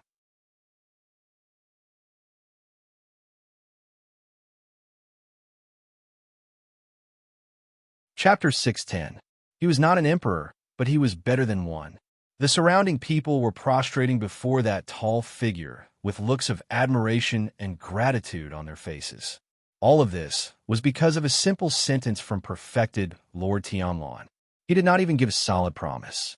Just a simple compliment was enough to make these people so agitated. Lu Chun stood beside perfected Lord Tianlan and watched all of this in silence. Then, the two of them walked into the underground tunnel. Lu Ting and the other guards followed in fear and trepidation. They did not even dare to speak to perfected Lord Tianlan and could only ask Lu Chun carefully if he needed their help. Moreover, their faces were filled with anticipation and desire, as if it would be their greatest honor if perfected Lord Tianlan needed their help. It seemed like they were even willing to go through fire and water for him without any hesitation. Lu Chun politely but firmly rejected them. The surrounding guards looked as if it was only natural and agreed repeatedly, respectfully sending the two lords into the underground world. After entering the underground tunnel, the voices behind them disappeared and the surroundings became quiet. Only the footsteps of perfected Lord Tianlan and Lu Chun could be heard. It really felt as if they had suddenly entered another world from the noisy mortal world. After walking for a while, perfected Lord Tianlan suddenly said, "When those people outside were kneeling to us, I noticed that your expression was a little unnatural. What's wrong?" Lu Chun was silent for a moment before saying, "This is the first time so many people have knelt before me. Although they are mainly kneeling to you, I still feel a little strange." Perfected Lord Tianlan said, "Did they do this when you were in the fiend cult?" Lu Chun thought for a moment before saying, "Basically not. Occasionally, there will be some master and disciple kneeling to each other. However, the fiend cult does not pay attention to such things, so it's very rare." Perfected Lord Tianlan was silent for a moment before saying, "You should know that I didn't ask them to kneel to me. Those people outside all wanted to kneel on their own, or when someone took the lead, everyone followed suit." Lu Chun nodded. "I understand." After saying that, he paused for a moment before smiling as if he was mocking himself. "Actually, I've also knelt to you before. Speaking of which, I'm not qualified to laugh at them. Those people are all small fries. Humans are born with the mentality of looking up to the strong." Perfected Lord Tianlan said calmly, "Too many people have always admired and looked up to the high and mighty experts, thinking that they are omnipotent. It's as if there's a dazzling brilliance around those experts, no matter how you look at them. They've reduced themselves to dust and become ants." He looked at Lu Chun and said, "Do you think I'm right?" He looked at Lu Chun and said, "Do you think what I said makes sense?" Perfected Lord Tianlan replied, "Of course, there will always be some ambitious elites. However, what do you think if I say that most mortals are like that?" Perfected Lord Tianlan smiled and patted Lu Chen's shoulder with a gentle expression and gaze. "You're different from them. Don't be like this." Perfected Lord Tianlan smiled and patted Lu Chen's shoulder with a gentle expression and gaze. "You're different from them. Don't be like this." The red light of the blood moon had become somewhat familiar to Lu Chun. Therefore, when the light landed on him again, he even felt an inexplicable sense of intimacy. Of course, he was soon reminded of the many things that had happened in the underworld, those unpleasant memories, and his good mood was gone at once. Perfected Lord Tianlan looked up at the blood moon in the sky and narrowed his eyes as if he was observing something. After a while, he said to Lu Chun, "Bring me to the place where the accident happened." Lu Chun nodded and led him forward. Although he still hadn't figured out the secret of the underground cave and the strange blood moon in the sky, as well as what exactly perfected Lord Tianlan wanted to do underground with the Starry Hall, it was obvious that this bald perfected lord was very concerned about this place and attached great importance to it. It was not easy to find a place or a thing that could make perfected Lord Tianlan come to check immediately after hearing it. The blood-red light sprinkled on them, and their footsteps echoed in the empty street. The walls and doors of the big houses seemed to be stained with blood, giving off an inexplicable sense of mournfulness. Walking in this kind of place really had the illusion of walking in hell, making people feel very uncomfortable. However, perfected Lord Tianlan and Lu Chun didn't show any discomfort on their faces. Perhaps this discomfort was nothing to them. Lu Chun had been paying attention to the surroundings while walking. The strange red mist that had floated in the air earlier was gone now, and so was the smell of blood in the air. There seemed to be no trace of what happened that day, as if it were a dream. Now, he could only go to the courtyard where the incident took place to see if there were any traces left behind. Of course, Lu Chun wouldn't suspect that his eyes were playing tricks on him or that his memory was playing tricks on him. He remembered the scene that day very clearly, including the bloody man who fell to the ground. After walking through the long street, they came to a house near the strange statue in the center of the city. Lu Chun pointed at the door and said to perfected Lord Tianlan, "I found White Lotus in the backyard inside." Perfected Lord Tianlan nodded, but didn't enter the house immediately. Instead, he looked at the terrain here first, and then suddenly looked back at the huge statue that ran through the whole underground cave not far away. Then, he seemed to frown inadvertently. After a while, he said to Lu Chun, Let's go in and have a look. Lu Chen agreed and followed him in. A gust of wind blew in from somewhere in the underground city and swept over their heads. Almost at the same time, they smelled the faint smell of blood in the wind. Perfected Lord Tianlan didn't notice it at all. With his hands behind his back and his wide robe sleeves fluttering slightly, he walked along the corridor into the backyard. Lu Chen followed him. When they walked into the backyard, a glaring and cruel red color was imprinted in their eyes. It was indeed the place that looked like a charaba that day. Although the once scarlet blood no longer flowed and most of it had dried up and solidified, the ground, walls, and corners of the yard could still be seen with dark red bloodstains everywhere, revealing a tragic and mournful aura.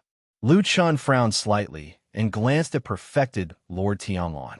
The Perfected Lord of the Divine Transformation Realm looked calm, as if everything in front of him was no different from ordinary flowers, birds, fishes, insects, or scenery. His eyes swept over everything here calmly. Not long after, they suddenly stopped at a spot in the middle of the yard. Lu Chen followed his gaze and found that there were only a few bloodstains connected together.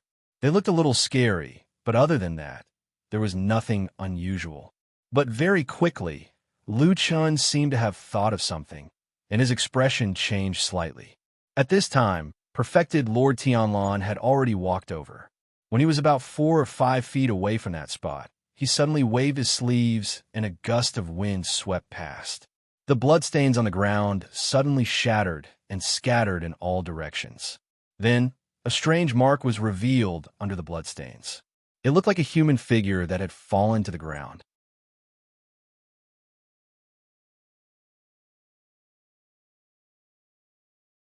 Chapter 611. There is only the trace of a human figure in a pool of blood on the ground, but the person who left the trace was not there and had disappeared. Lu Chen looked at the strange thing on the ground with a puzzled expression. He was extremely astonished. He had no idea what kind of technique Perfected Lore by Tianlan had used just now. It was actually able to almost completely restore the general outline of the human figure that had fallen to the ground in a pool of blood. Even though it seemed that the ground had been drowned in blood, Lu Chen was not too surprised to accurately find the place where the human figure was, but it was really incredible to be able to restore the trace in a pool of blood. At this moment, the way Lu Chen looked at Perfected Lord Tianlan was a little different. Although he had a very high evaluation of this damn Baldy in his heart, he now found that he might have underestimated this person. Were all the perfected lords of the divine transformation realm in the world so terrifying, or was it only this damn Baldy who was a rare genius? Perfected Lord Tianlan's eyes stayed on the trace of the human figure in the pool of blood for a moment, and then turned to look at Lu Chen. Lu Chen understood what he meant. After thinking for a while and looking at the surrounding terrain, he nodded and said with certainty, "It's here. That bloody man fell in this place." Perfected Lord Tianlan nodded and turned to look at the backyard full of blood. As his eyes slowly swept across, he suddenly asked Lu Chen, "You said that when you first came here to find White Lotus, you met that bloody man who was covered in blood, but his spiritual power was very strong?" "Yes," Lu Chen said, "at least at the level of Yuanying realm perfected being." Perfected Lord Tianlan looked at him and said, "Then you knocked him down?" Lu Chen's heart suddenly skipped a beat, but he did not hesitate and said, "That person seemed to have lost his mind and was like a walking corpse. He had strength but could not be used, so he was not a strong enemy." Perfected Lord Tianlan said calmly, "You didn't fight him for 300 rounds. Judging from your tone, you probably defeated that strange person in a short time. Even if it was Perfected Yuanying who had lost his mind, it would be difficult for him to do that." He nodded and said, "You're even stronger than I imagined. However, I'm a little curious. Just what kind of Tao technique and divine ability did you use to be able to do this?" Lu Chen's heartbeat slowly sped up. He felt as if there were prickles on his back. A shivering feeling flashed through his mind. The tall figure looked like a tall mountain, looking down at him from above. There seemed to be a fork in the road in front of him. He didn't know what the future held, but he subconsciously felt a faint aura of death in front of him. The The choice could only be made in an instant. How should he answer? Perfected Lord Tianlan looked at Lu Chan with a calm expression. No one could tell what he was thinking at the moment. Perhaps he was just asking out of curiosity. He did not have to wait for too long, because Lu Chan quickly met his gaze. There seemed to be some hesitation in his expression, but in the end, he still said, "It's a secret technique of the Devil's Sect. It's a secret technique of the Devil's Sect. I learned it from Yin Shouyang," Lu Chan said. "It's evil and vicious, but very useful." The atmosphere in the courtyard seemed to have cooled down for a moment. No one spoke, and the surroundings were silent. Coupled with the bloodstains all over the ground, it was mournful and tragic. It looked really lifeless, like a ghost town.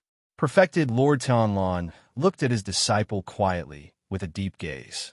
There seemed to be some complicated emotions in his eyes. Lu Chan, on the other hand, stood in front of him, calm and unperturbed, without the slightest hint of fear.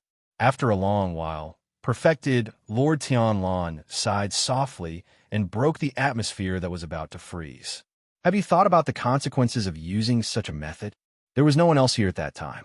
The only person, White Lotus, was also restricted, Lu Chan said.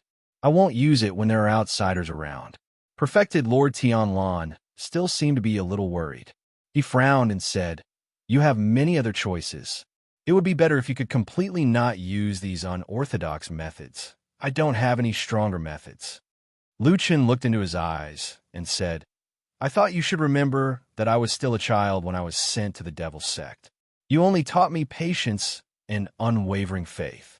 I learned most of the techniques in the Devil's Sect." Perfected Lord Tianlan suddenly stopped talking. He pursed his lips slightly, and his gaze became increasingly distant as he stared at Lu Chan. It was as if in that instant, the radiance in his eyes had already penetrated the person's bones and flesh and seen through his heart. Lu Chan, on the other hand, was still standing there. After a while, he flipped his hand, and a black dagger appeared in his hand. It was short, sharp, and carried a cold and icy killing intent. Perfected Lord Tianlan's gaze fell on the black dagger. Lu Chan said, "I used it to stab Yin Shouyang's back and then destroyed the god-subduing incantation formation." After saying that, he flicked his wrist, and the black dagger suddenly flew up. It wasn't fast, but it flew straight toward Supreme Lord Tianlan.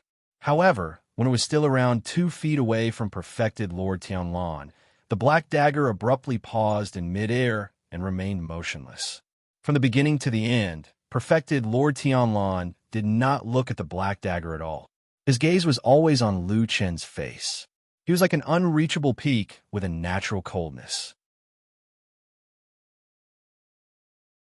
He did not care about the ants in the world, and only cared about the boundless blue sky above his head. Perhaps the only dream and goal of a peak was to chase or even break through that sky. However, the person in front of him was not an ant in his heart. He was his disciple. Perfected Lord Tianlan stared at Lu Chan. Although he did not say anything, the invisible pressure was already as heavy as a mountain, making it difficult for Lu Chan to breathe. As time passed, the silence seemed to be increasing the burden, and he was gradually unable to bear it. Fortunately, at this moment, Perfected Lord Tianlan broke the silence again. He said to Lu Chan, "The demonic techniques of the Devil's Sect confuse one's Tao heart and harm one's foundation. From now on, don't use them anymore." Lu Chan was slightly relieved.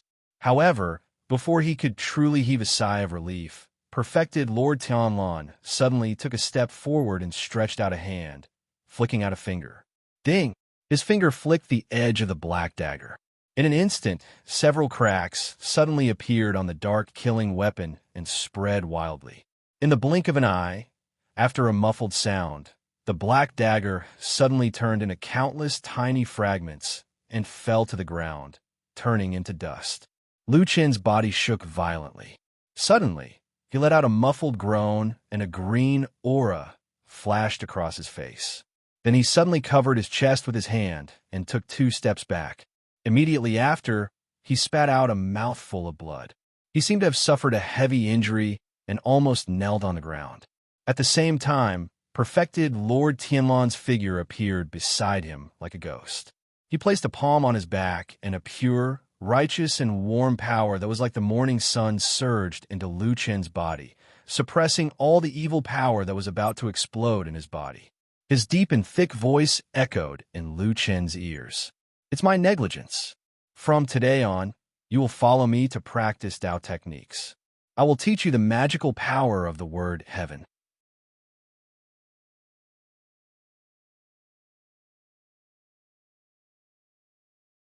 Chapter 6:12. Most people in the world would probably be extremely moved and excited when they heard perfected Lord Tianlan's promise. Lu Chen gritted his teeth with a pained expression on his face. He was enduring the backlash from the destruction of the black sword that he had cultivated with his life. His facial expression did not show any of this. However, his mood was still fluctuating, although not that strong. Since when did he start to distrust this divine transformation stage perfected Lord who had raised him and taught him to be an adult? Lu Chen clearly remembered that many years ago when he was still young, his trust in this person was extremely firm and his belief in him was indestructible. If not for this, he would not have been able to survive those difficult days in the devil cult. Because during that period of time, apart from the physical fights, it was actually more of a mental torture. A person's trust could be pure, but if there was the slightest suspicion at the beginning, even if it was just a small crack, it would quietly and slowly expand, and one would think of many things that one would not care about or think about in the past. Just like the words he had just said about his teacher's kindness, words that were enough to make one shed tears of gratitude. As Lu Chen endured the pain on his body with a pained expression, he couldn't help but secretly think in a dark corner of his heart, have I really been negligent? Even if he really had countless important things to do and plans for his only personal disciple, would he really neglect to teach his disciple? Or perhaps, in the previous days, he had other plans in mind? Lu Chen felt that at this moment, he suddenly understood what the saying "people's hearts are unpredictable" meant. This person's mind was too hard to guess, and it was already very difficult for him to trust him unconditionally like before. After a long while, the pain in his body was slowly suppressed. Perfected Lord Tianlan's expression relaxed a little, and he withdrew his palm and straightened up. Lu Chen moved his body and felt that the meridians in his body that had been damaged by the backlash had almost been completely repaired. He was secretly a little speechless, so he nodded to perfected Lord Tianlan and then said after a moment of hesitation, "Thank you." "Thank me for what?" Perfected Lord Tianlan looked at him playfully and said, "Are you thanking me for helping you or thanking me for saying that I would teach you Tao skills and mystiques?" Lu Chen said, "I guess so. At least today, I feel like I didn't become your disciple in vain." Perfected Lord Tianlan was stunned for a moment, and then he suddenly grinned as if he was happy. He even patted Lu Chen on the shoulder and said with a chuckle, "Boy, live well. You still have a long life ahead of you." "Yeah," Lu Chen nodded and said, "It wasn't easy for me to live to this day. I don't want to die." Perfected Lord Tianlan burst into laughter. The deep laughter seemed to have broken the somber and mournful atmosphere in the courtyard, causing the surrounding colors to become much warmer. Perfected Lord Tianlan seemed to be born with this ability. He could change the world around him with his own strength, instead of going with the flow and adapting to this world. When his gaze returned to the courtyard, it was clear that he had not forgotten the original purpose of his visit. His gaze once again fell on the blood-colored figure on the ground. After sizing it up a few times, he raised his head and looked further into the courtyard. Many places in the spacious courtyard were covered by blood, including the walls, railings, and corners. There was blood everywhere, including the edge of an inconspicuous well at the back of the courtyard. Perfected Lord Tianlan's gaze swept across the well. After pondering for a moment, he turned to Lu Chen and said, "There's something that I need you to do for me." Lu Chen was a little surprised. He did not expect perfected Lord Tianlan to suddenly make such a request at this time, but he still said, "What do you need me to do?" Perfected Lord Tianlan said, "Go back to the entrance on the surface now and ask the guards outside to immediately find Shui Ying using the most urgent method. Then wait there. When you see Shui Ying, ask her to arrange 100 absolutely trustworthy subordinates to come to the underground city together. I have something urgent that I need them to do." After a pause, Perfected Lord Tianlan looked at Lu Chan meaningfully and said, "If you don't go and tell her, she probably won't believe me." Lu Chen's heart was in turmoil. He was full of doubts, but in the end, he nodded and agreed to it. Then, he turned and walked out of the courtyard. When he walked out of the gate of the residence, he could not help but look back. He could no longer see Perfected Lord Tianlan's tall figure. He did not know why, but he felt that something was not right. What urgent matter could this damn Baldy have? Why did this order give him the feeling that it was deliberately sending him away? Lu Chen frowned. After hesitating for a moment, he shook his head and walked quickly to the entrance on the surface. In the backyard, Perfected Lord Tianlan stood quietly on the spot. He seemed to have waited patiently for quite a while. Even though there was a distance between them and a high wall between them, and he didn't even turn his head, this deity transformation stage, true monarch, seemed to be able to clearly see Lu Chen's every move, or rather, feel everything. Only when Lu Chen strode far away did he slowly open his eyes. There was a somewhat deep look on his face. Then, he swept his gaze across the courtyard. A gust of wind blew past, his robe fluttered slowly. Suddenly, there seemed to be lightning flashing in the depths of his eyes, suddenly becoming sharp. On the ground that was covered by the pool of blood, on the ground not far from that blood-colored figure, slowly, a footprint appeared. It was a footprint stained with blood. Then, there was a second, a third, one after another. The footprints slowly extended forward until they stopped at the edge of the well. Perfected Lord Tianlan smiled somewhat disdainfully. His expression seemed to show that he never cared about anything, even if there might be a great enemy hidden here. He did not even bother to make any preparations to investigate or defend himself. He directly flew up and landed on the dry well, looking down. The bottom of the dry well was gloomy and dark, like a bottomless nest. But he did not hesitate at all. He just sneered and then fell down. If Lu Chen were here, he would probably be amazed that the mouth of the dry well was not big enough to accommodate Tianlan's body at all. But this fat man went straight through it unreasonably and fell into the mouth of the well. The darkness below instantly swarmed up.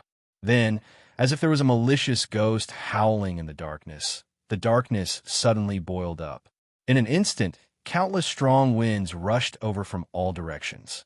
All kinds of terrifying ghost faces, demons, ferocious beasts, and even skeletons and spirits swarmed over, covering the sky and covering the earth.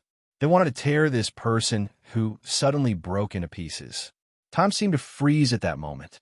It seemed that the most terrifying scene in the world was happening in this dark corner. But the face of Perfected Lord Tianlan, who was surrounded by countless terrifying existences in the faint light, did not change at all. He still had that contemptuous and arrogant look on his face. He flicked his sleeves as if he was a little annoyed. A strong wind suddenly rose and suddenly broke the silence. Like a sledgehammer chiseling into solid ice, the scene instantly shattered and collapsed. In the face of absolute and almost terrifying power, all the darkness and fear melted like snow and instantly collapsed. Boom! All the ghost shadows suddenly shattered and turned into fragments that filled the sky. But they could not touch that figure at all. In the whistling sound, his huge body slowly landed on the ground and then looked at the darkness in the dry well. There seemed to be a figure lying in the dark corner in the dim darkness.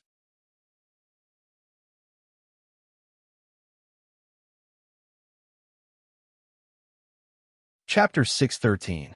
There was an ancient religion that once left behind a very widespread saying, "All fear and dread is like an illusion, or an illusion." It was hard to say whether this saying was right or wrong, but the wisdom of the sages had been passed down for thousands of years, so there was probably some truth to it.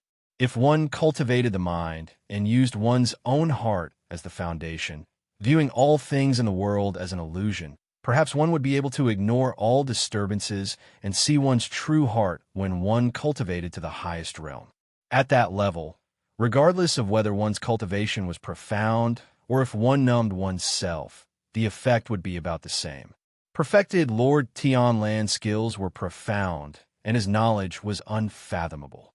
Of course, he knew a thing or two about this ancient doctrine. However, he had always scoffed at it. Moreover, his cultivation method was the pinnacle of worldly affairs, which was the complete opposite of this school of thought, which focused on worldly affairs. He didn't even believe in karma and retribution, believing that everything in the world was under his control. What retribution in the next life? What cycle of reincarnation? In his eyes, all of them were illusions.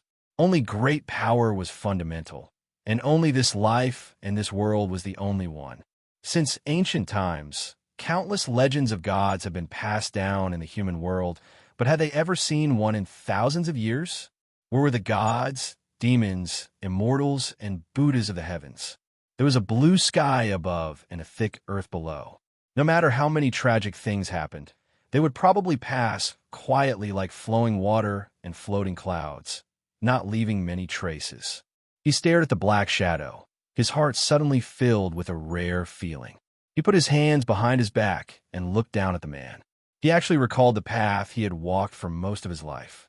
He then smiled, without the slightest bit of regret. The shadow and the darkness trembled slightly, like a person on the verge of death subconsciously twitching. Perfected Lord Tianlan looked at him with a calm expression and said, "We meet again." His deep voice echoed in the dark dry well, deep and vaguely carrying a strange power, causing the shadow to tremble again. Then, a strange red light suddenly flashed in the darkness, like the angry eyes of a fierce beast about to bleed. However, Perfected Lord Tianlan didn't care about it all. He seemed to always be high and mighty, and nothing could affect his mind, not even his basic emotions. He even took a few steps forward and stood beside the human silhouette in the darkness. He touched the body of the black figure with his foot. The figure turned over and rolled on the ground. Supreme Lord Tianlan let out a sigh and casually sat down on the ground. He no longer looked at the black shadow, but raised his head to look at the sky above the dry well. The red and mournful light of the blood moon flickered above the small well. Looking from here, it seemed that the whole world outside was blood red. "Are you going to die?" He opened his mouth and said, "Although this is your original fate, I'm still quite surprised. You've been pestering me with all your might for so many years, yet you've actually fallen into the hands of these young people at such an old age. I'm very surprised." "Ah!" Roar. In the darkness beside Perfected Lord Tianlan, the figure flipped over and seemed to struggle on the ground for a few times, uttering vague sounds that were filled with deep-rooted hatred and anger. His gaze was like a blade in the darkness, filled with vicious curses as he glared at Perfected Lord Tianlan. Retracting his gaze, Perfected Lord Tianlan turned to look at him. "Seems like you've woken up. That's good too. At least you'll know when you die." He smiled and said, "I know what you want to say.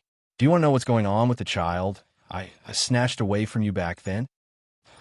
A low and hoarse howl came from the darkness. It was as if the pain and hatred accumulated over countless years had erupted at this moment. However, this was meaningless to Perfected Lord Tianlan. He didn't even bat an eyelid. He looked like a god without any human emotions, looking down at the pain of the people indifferently. He opened his mouth and said, "Have you been telling yourself all these years that you'll just pretend that you don't have that child? Perhaps one day, I'll directly kill that child? So, as long as you take revenge on me and think of a way to kill me, it'll be considered revenge?" The black figure fell silent. Perfected Lord Tianlan smiled and said, "Look, everyone is like this. I can always see through your thoughts. You all think that things will get better and that things might be as you wish. However, you probably understand me a little, don't you?" He lowered his head, and his voice seemed to have become softer. "But in the depths of your heart, is there a voice telling you that I won't do that? How could someone like me do something so superficial? I'll definitely set up a backup plan and teach that child a good lesson. I'll make you suffer the most terrifying pain in the world. That's my way of doing things, right?